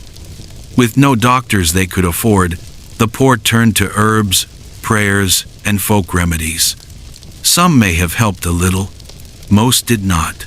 Diseases thrived in the damp and the dark. Lice and fleas nested in unwashed clothing. Straw beds became breeding grounds for skin infections. Water for washing was too scarce, and when it was available, it was often ice cold. So bathing was nearly impossible. Dirt clung to skin, nails, and hair, carrying sickness that never left. Typhus, dysentery, skin rashes all swept through villages in waves. Entire families were wiped out before the thaw of spring. Parish records from the 1,700 seconds show winter death counts spiking every single year.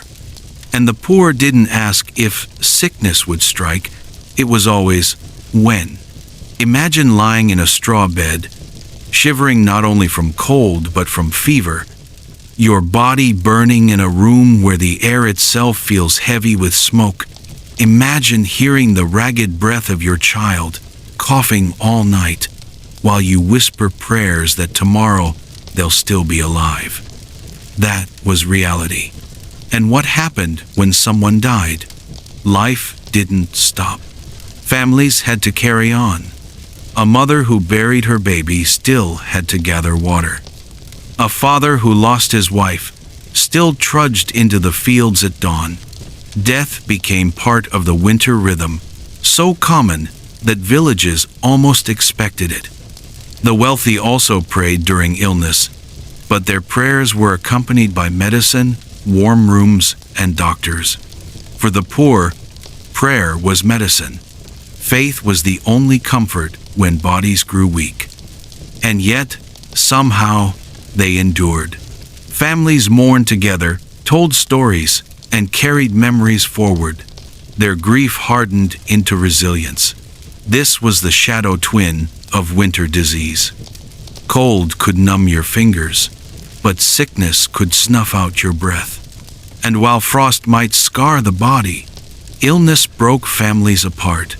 Survival wasn't just about finding warmth or food.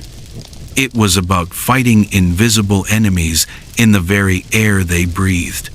Let's step into one of the most brutal realities of winter in the 1,700 seconds frostbite. The cold wasn't just something that made people shiver. It was a hunter, and frostbite was one of its sharpest weapons. For the poor, every step outside was a gamble. Their shoes were often nothing more than rags tied with rope, sometimes stuffed with straw that froze solid before the day was done. Many children had no shoes at all, their bare feet leaving red streaks in the snow. Can you imagine the pain of skin pressed against ice, hour after hour? At first, frostbite felt like relief. Numbness set in, the ache of the cold dulled, and fingers or toes stopped hurting. But that numbness was a trick, a warning sign ignored because survival demanded that you keep moving. Soon the skin turned pale, then blue, then black. Blood stopped flowing. Flesh began to die. Hands, feet, noses, ears, no part of the body was safe. A boy sent to gather wood might return with frozen fingers that never healed right. A farmer working the fields in bitter winds could lose his toes before spring thawed the earth. Women fetching water from frozen wells often came back with hands so stiff they couldn't unclench for hours. Each scar told a story of a fight with winter, and not everyone survived the fight. When frostbite spread too far, families faced a dreadful choice: amputation. But this was the 1,700 seconds. There were no clean hospitals, no anesthesia, no antibiotics. A limb was cut away with a saw or knife, often by someone with no training at all. Infection was almost certain. Blood loss was a killer. Many who endured the blade didn't live long afterward, and for those who did survive, life was forever changed. A man without fingers could no longer hold tools. A woman missing her toes could no longer walk miles to gather food or firewood.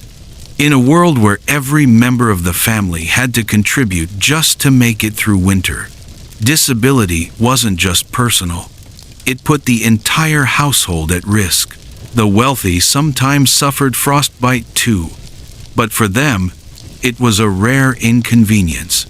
Perhaps after a hunting trip gone wrong, they returned to estates with warm fires, clean bandages, and servants to tend their wounds.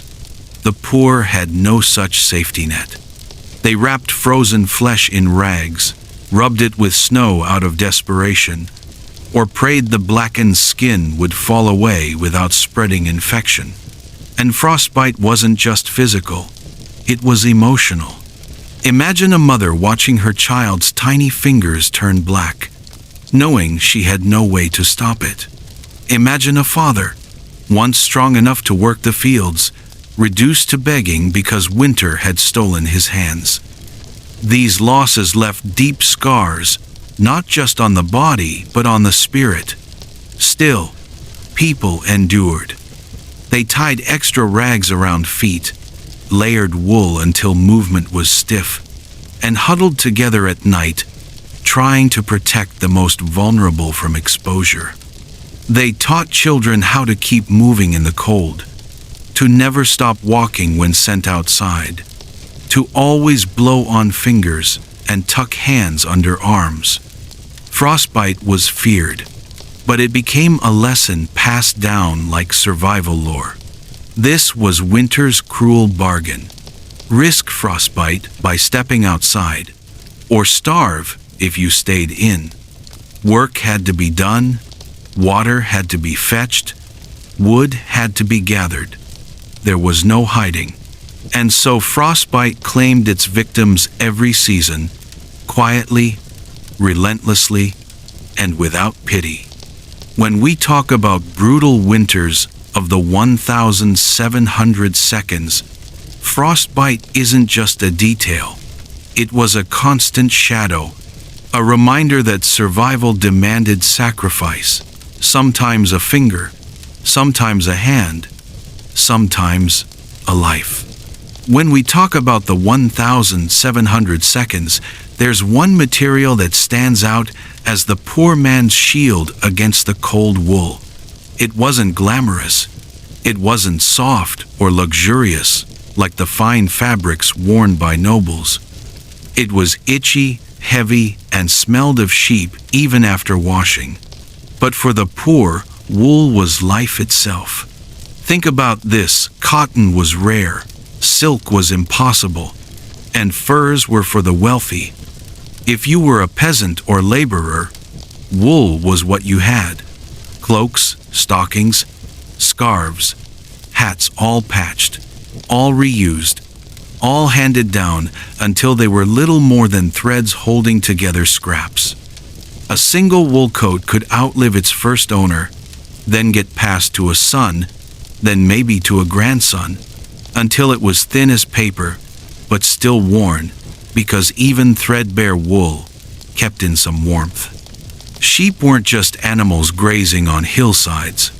They were survival partners. Families who owned even 1 or 2 sheep treasured them more than gold. Each spring, the wool was shorn, washed, and carded, then spun into yarn by hand. The rhythm of the spinning wheel was the music of survival, especially during the long, dark winter evenings. Mothers and daughters sat by the dim light of tallow candles, fingers red and stiff, spinning and weaving because they knew without wool, winter would devour them. And the work didn't stop there. Wool had to be woven, dyed if possible, and stitched into garments. For the poor, dyes were expensive, so most clothing came in dull browns, grays, or faded blacks. But nobody cared about fashion. They cared about layering. Wool next to the skin, linen on top, then another rough layer of wool. The result? People looked bulky, stiff, almost like moving bundles of cloth. But they lived. The smell of wool was everywhere. Damp wool after snow melted on cloaks. Smoky wool after hours by the hearth. Musty wool blankets that had absorbed generations of winters. Children scratched constantly. Rashes broke out, but no one complained. Complaints didn't keep you warm. Wool did. And it wasn't just about clothing. Wool was insulation. Strips of old cloth were shoved into cracks in walls, used to patch shoes, or tied around wrists and ankles to keep the icy wind from sneaking in. A wool stocking with holes was still valuable. It could be stuffed with straw to make a crude mitten, or cut apart to patch another garment. Nothing went to waste. Here's the thing though, wool was expensive even in its roughest form. For those who didn't own sheep, buying wool was nearly impossible. So they relied on hand-me-downs, charity, or scavenging. In many villages, neighbors passed down worn cloaks to the youngest or poorest among them, knowing it could mean the difference between life and death. The wealthy, of course, flaunted wool in another way. Fine, soft merino imported from abroad, dyed in rich colors, lined with fur, tailored into elegant coats. They had closets full of what peasants could only dream of. The divide between classes was visible in the very fabric people wore. 1 cloak meant survival, 10 cloaks meant luxury. But the poor had their own kind of pride in their patched wool. A father's old cloak, worn so thin you could see daylight through it, was still treasured because it was his. A mother's shawl, mended 100 times, carried the smell of smoke and the warmth of her shoulders. These garments were not just clothes, they were memories, pieces of family history stitched together in wool. At night, heavy wool blankets pressed down on entire families huddled together. They were scratchy, they reeked of smoke, but beneath them, frostbite was kept at bay. Sometimes, the blankets were so heavy it was hard to breathe. But people preferred the weight of wool over the weight of death. And here's something powerful: wool connected generations. Every stitch, every patch was an act of love. Mothers taught daughters to spin and weave, not as a craft, but as a survival skill. Fathers taught sons to shear sheep carefully, because every lock of fleece mattered. Children learned to respect clothing, to care for it, because they understood it wasn't just cloth. It was their shield, their armor, their chance to live through another winter. Have you ever thought about how something as unglamorous as animal fat could literally mean the difference between life and death? In the 1,700 seconds, poor families didn't waste a single drop of it. Fat wasn't just food. It was light. It was warmth. It was protection. And in the harshest winters, it was hope. When an animal was slaughtered, whether a pig, a sheep, or even a skinny cow, nothing was wasted. The meat was eaten fresh or salted. The bones were boiled again and again. And the fat? That was treasure. Rendered down into tallow or lard, it became the backbone of survival. In homes where firewood was scarce, candles made from animal fat lit the nights. The flames were small, the smoke pungent, the smell sometimes rancid. But a single tallow candle could stretch the hours of family life. Mothers sewed by that light. Children learned their prayers by it. And fathers mended tools, staring at a flame born from fat rather than wax. Tallow candles weren't elegant. They dripped unevenly. They sputtered when drafts came through, and yet they were priceless. Without them, the long nights of winter would have been unbearable. Endless darkness pressing in from all sides.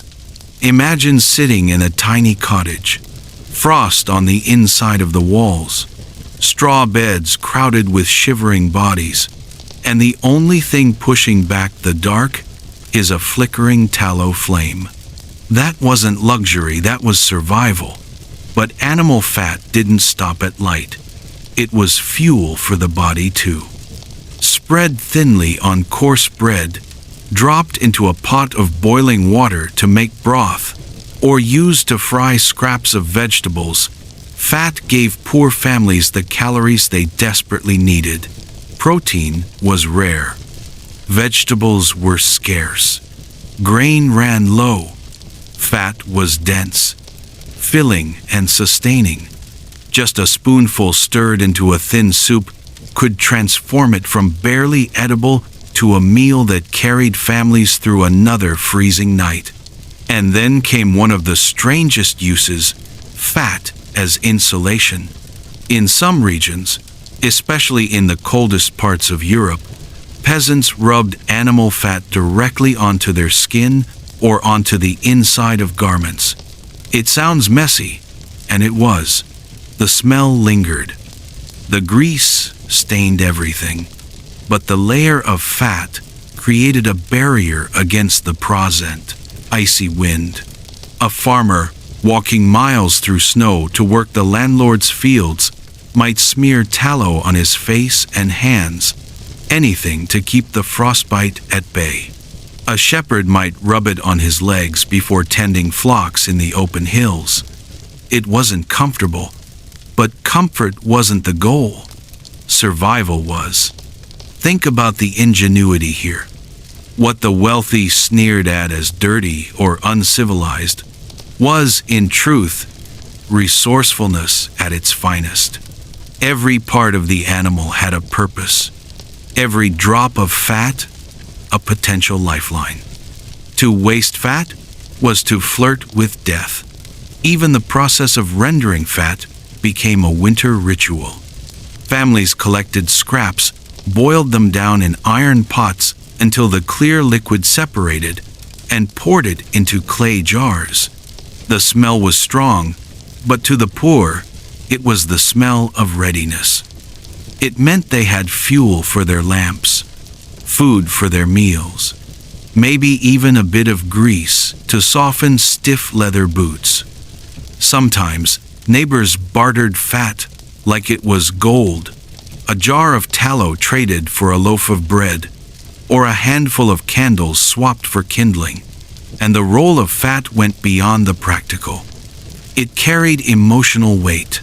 A candle flickering in the dark wasn't just light, it was a symbol.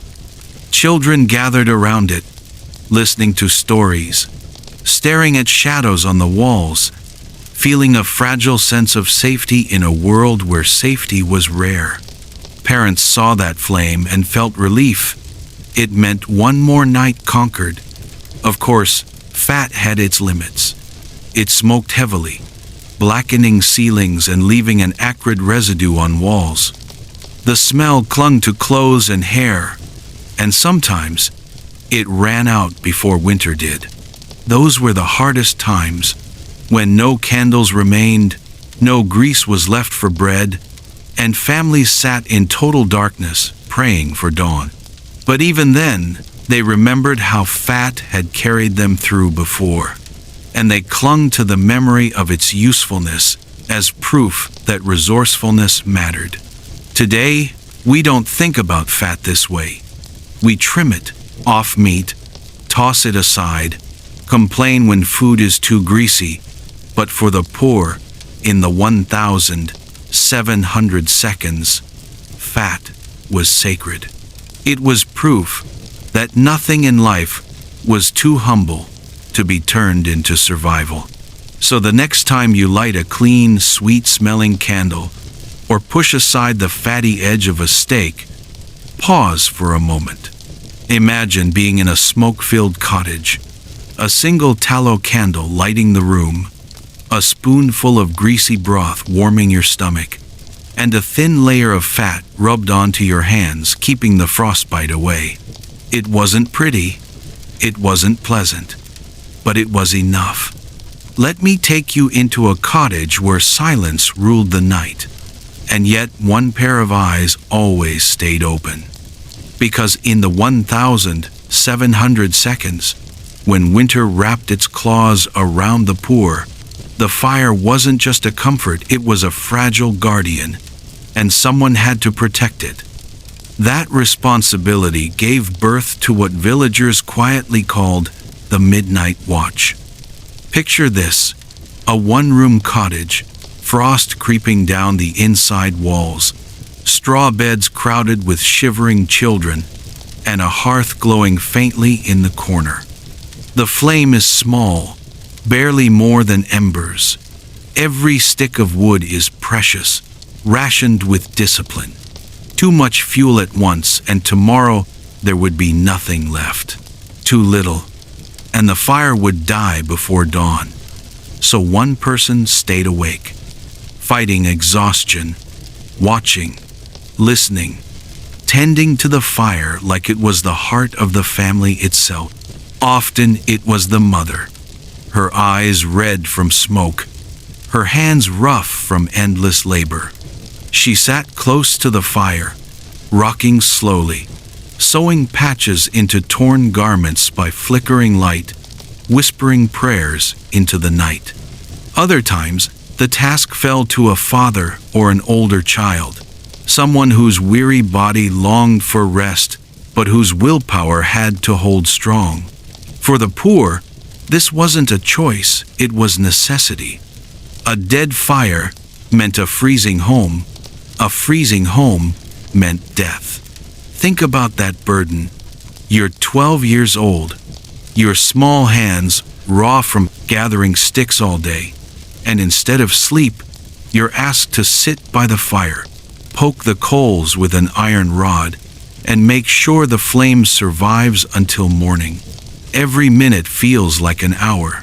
Your eyelids droop, the wind howls through the shutters, and the cold seeps into your bones. You can't leave, you can't sleep, because your family's lives depend on you. That was the midnight watch. Some families took turns, passing the role from one member to another, while others assigned it to the one who could best resist sleep. Many described the fire almost as a living thing, a fragile creature that needed feeding, shielding, and care. The poor taught their children early, never let the fire die. It was a rule of survival, etched deeper than any written law. But the midnight watch was more than a task. It became almost ritualistic. Watchers often found themselves talking softly to the fire, telling it stories, singing to keep themselves awake, or even confessing their fears to its glow. Imagine a father whispering his worries about rent, about hunger, about his children's chances of surviving another week, all while staring into embers, as though the fire itself were his silent confidant. Not every night ended in success. There were times when exhaustion won. A watcher nodded off, only to wake to cold ashes, panic flooding the room as the family scrambled to borrow a coal from a neighbor. Sometimes, no coal could be found, and relighting a fire in the biting cold meant hours of striking flint and steel with numb fingers, praying for a spark. The shame of letting the fire die was heavy. Neighbors might forgive, but everyone knew it could cost lives. Yet in its own way, the midnight watch created bonds. Families trusted one another with the task. Children felt pride when they succeeded, and the simple act of guarding embers became an expression of love. It said, "I will stay awake so you can sleep. I will fight the cold so you can rest." In a world stripped of comfort, that sacrifice was profound. Even today, when we flick a switch and heat fills the room, there's something haunting about the idea of the midnight watch. It reminds us that survival once demanded not just food, not just shelter, but constant vigilance. Imagine staying up through the long hours of a January night, smoke stinging your eyes, stomach empty, hands trembling with fatigue, but refusing to give in because behind you, wrapped in rags, your children are breathing, and their breaths depend on the flame you're guarding. That's the legacy of the midnight watch. It wasn't written in books, it wasn't celebrated with songs, but it was remembered in every family that made it to spring. The poor didn't see themselves as heroes, they saw themselves as survivors. And the fire they guarded through the night was more than heat. It was the line between life and death. Have you ever pulled a blanket over yourself on a cold night and felt that instant relief? That little sigh that says, "I'm safe, I'm warm"? Now imagine living in the 1700 seconds, when blankets were not store-bought treasures stacked on shelves. For the poor, a blanket wasn't an object of comfort, it was a creation, a piece of survival stitched together from scraps, love, and sheer determination. Picture a cottage in the dead of winter. Snow has buried the fields, frost snakes along the walls, and a small fire flickers low in the hearth. A family sits close, their clothing ragged, their feet bound in straw. When night comes, when the fire shrinks to embers, there is only one last defense, the patchwork blanket. But these weren't quilts like the ones we think of today, carefully designed with patterns and colors. No, these blankets were mosaics of desperation. Old shirts too thin to mend, grain sacks torn and repurposed, bits of a father's coat worn down to threads, a child's dress that no longer fit but couldn't be thrown away. Every square was a story, a reminder of something once useful, now given a second life. Mothers often sat by the fire in the evenings, needle in hand, sewing by dim light, her breath fogging in the cold air. Each stitch was rough, each seam uneven, but she worked tirelessly because she knew those stitches might keep her children alive. A patch might come from a neighbor's cast-off, another from a rag scavenged in the marketplace, another torn from a sheet too shredded to sleep on. Nothing was wasted. Every fragment found its place. The result was heavy, awkward, and rarely pretty. But when layered thick enough, these patchwork blankets became fortresses of warmth.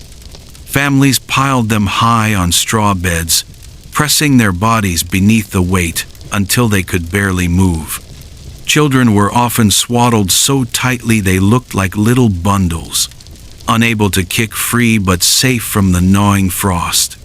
And here's the thing, these blankets weren't just practical, they carried memory. A scrap of fabric could hold a story. The elbow of a father's shirt might rest across a child's shoulder at night, long after that father was gone. A patch from a sister's dress might cover a younger brother who never knew her laugh. In the poorest homes, love was literally sewn into every layer, but patchwork blankets had their dangers too.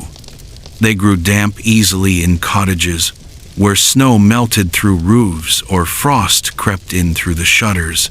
Once wet, they smelled of mildew, grew heavy with cold, and sometimes spread sickness. Families risked drying them near the fire, only to see sparks burn holes or flames lick the edges. Some blankets became more patched than original cloth, stitched over and over until they were barely holding together. Yet no one dared throw them away. A torn, damp blanket was still better than none at all. Let me ask you, have you ever wrapped yourself in something made by a parent or grandparent? Maybe a hand-knit sweater? Or a quilt sewn years ago? You know the feeling. It's not just warmth, it's presence. That's what patchwork blankets were in the 1,700 seconds. A tangible reminder that someone had worked, sacrificed, and loved enough to give you one more shield against the cold. And the symbolism stretched even further. To a poor family, a patchwork quilt wasn't just fabric. It was proof that they could take nothing and turn it into something. That even when the world gave them scraps, they could weave those scraps into survival. In every frayed edge and crooked stitch lived a defiance. We may be poor, but we will not give up. Communities sometimes shared blankets too. If one family had a little extra, they might pass along a cover to a neighbor whose children shivered too much. These acts weren't grand gestures, they were quiet exchanges. One mother slipping a patched quilt into another mother's arms with no words spoken, just the understanding that tonight, maybe, one more child would wake in the morning. For the wealthy, blankets were velvet, fur-lined, filled with down feathers. For the poor, they were rags sewn into heavy sheets, smelling of smoke and labor. But here's the beautiful truth. Both kinds kept people alive.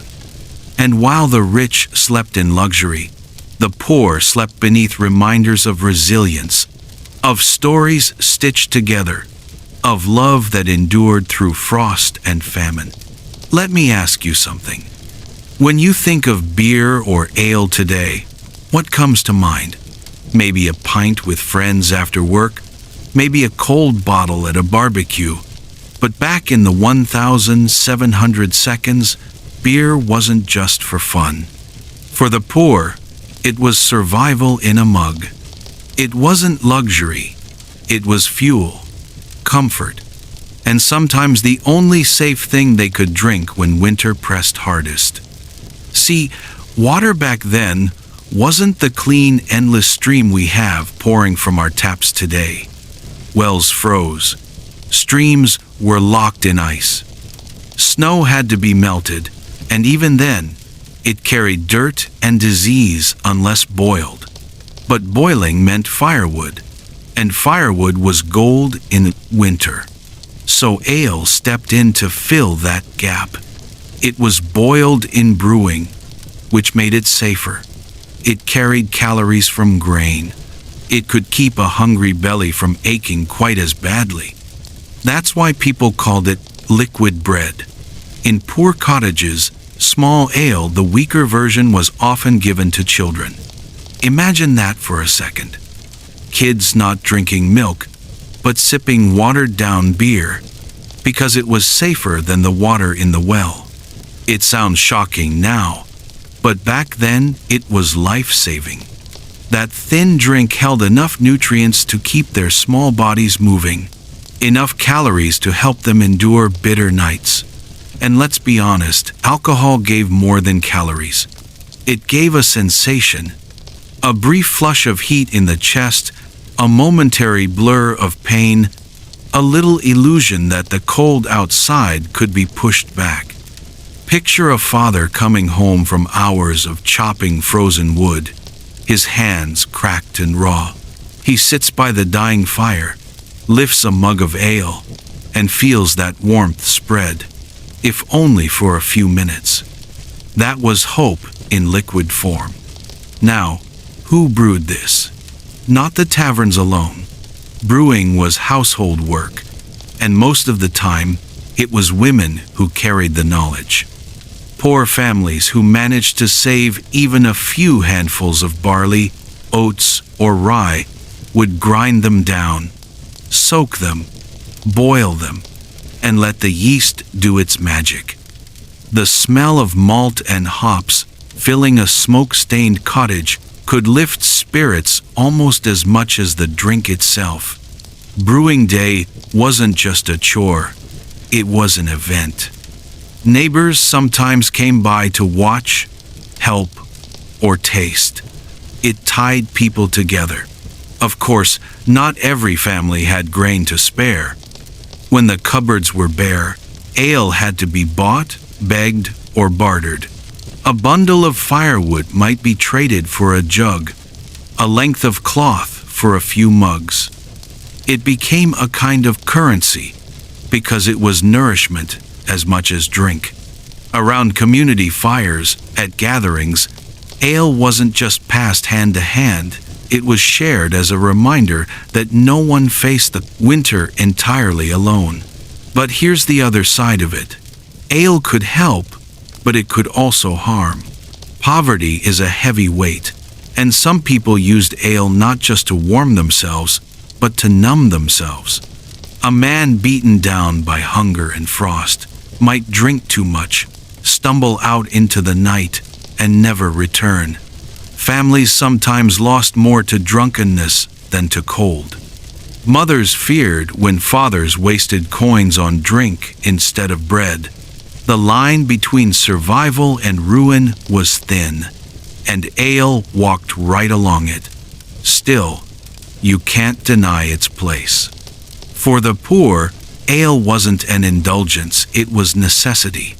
Calories when food was gone, hydration when wells froze, comfort when despair pressed too close. Even children learned early that a small sip of ale before bed could take the edge off the cold in their bones. Think about the contrast here. Wealthy families sat at long tables with wine poured from crystal decanters, clinking goblets filled with imported luxuries. Meanwhile, in the smoky corners of cottages, peasants cradled mugs of rough ale, thick and cloudy, brewed in clay pots, shared among siblings. 2 drinks, 2 worlds, but both answering the same need: warmth, nourishment, survival. And here's the poetic part. When villagers gathered, when songs were sung and stories told, ale became more than drink. It became a companion, a spark of joy in a season designed to crush it. The mug was lifted not just for thirst, but as a declaration: we are still here. We are still alive. I want you to imagine this, because it's one of the hardest truths about life in the 1,700 seconds. If winter was already merciless for families who at least had 4 walls, some blankets, and each other, then what did it mean for children with no parents, no roof, and no protection at all? The answer is brutal. For orphans, winter was not just hard, it was nearly impossible. In cottages, survival depended on family huddling together for warmth, sharing scraps of food, watching over each interior other through the night. But orphans had no such shield. They wandered village streets barefoot, their feet red and cracked from frost, leaving little trails of blood in the snow. They knocked on doors, begging for bread, for firewood, for anything. Sometimes they were given scraps, sometimes they were turned away, and sometimes the morning revealed their small bodies curled in doorways, frozen stiff where they had tried to rest.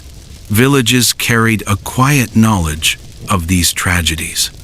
A child seen one evening might vanish by the next day, their absence explained in whispers. The cold took them.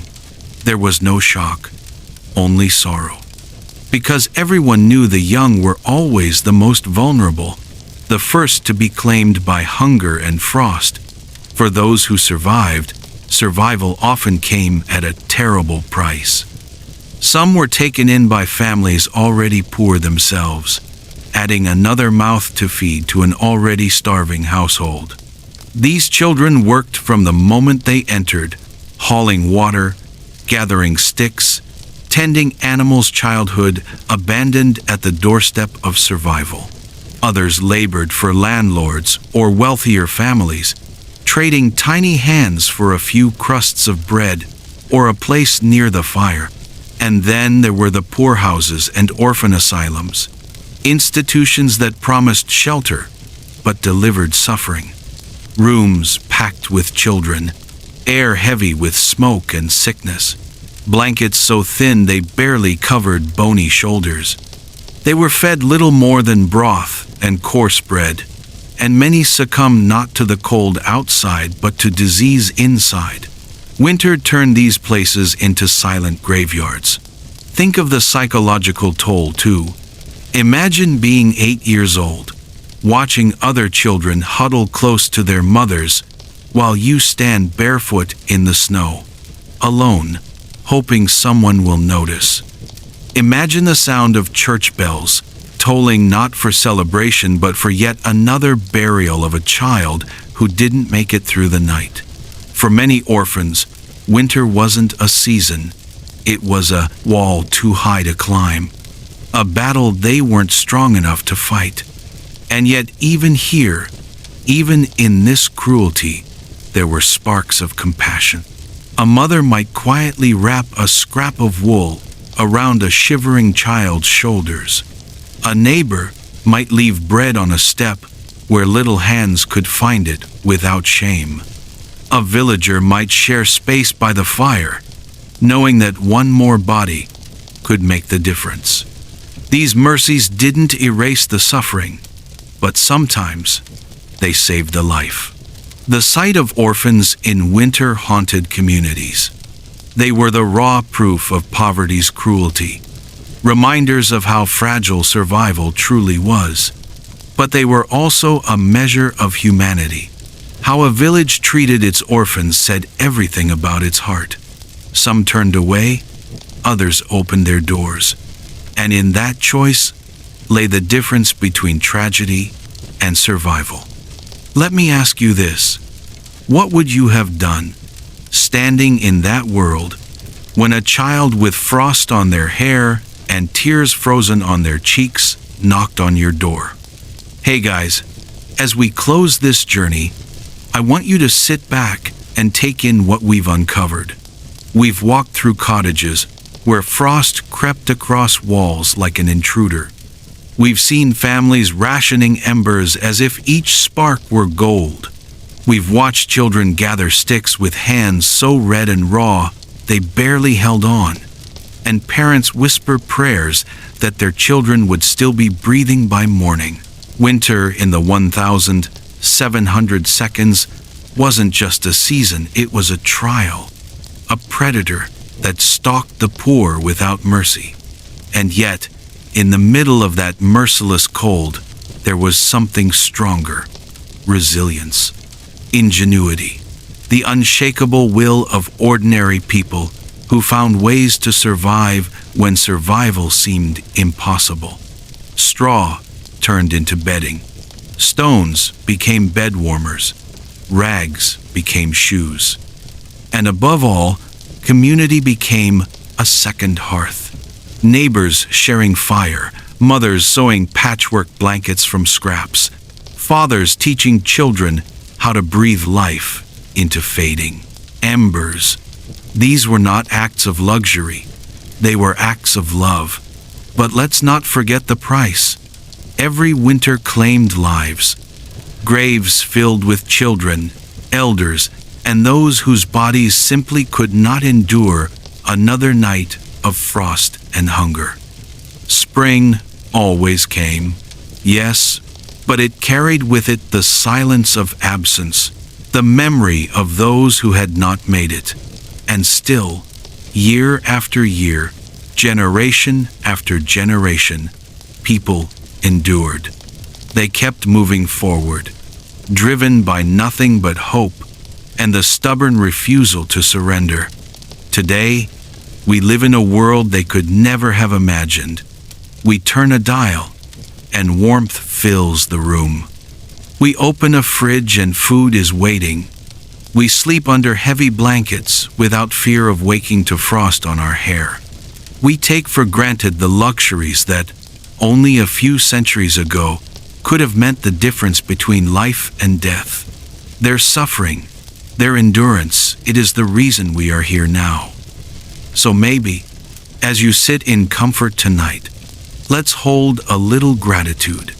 Gratitude for warmth, for food, for the safety of our homes, and gratitude for the countless ordinary men, women, and children of the past who endured unimaginable winters so that their descendants, you and me, could inherit a world where winter no longer rules us. Their story is not one of despair. It's one of survival. And in remembering them, we honor the quiet strength that still echoes in us today. So, my friends, as the fire of this story fades and night deepens, I want to leave you with this. No matter how cold life may sometimes feel, resilience is in your blood. The strength of centuries lives within you, and just like those before us, you too can face the storms. Thank you for walking with me through history tonight. May your home stay warm, your heart stay strong, and your dreams be gentle. Good night, and sleep well.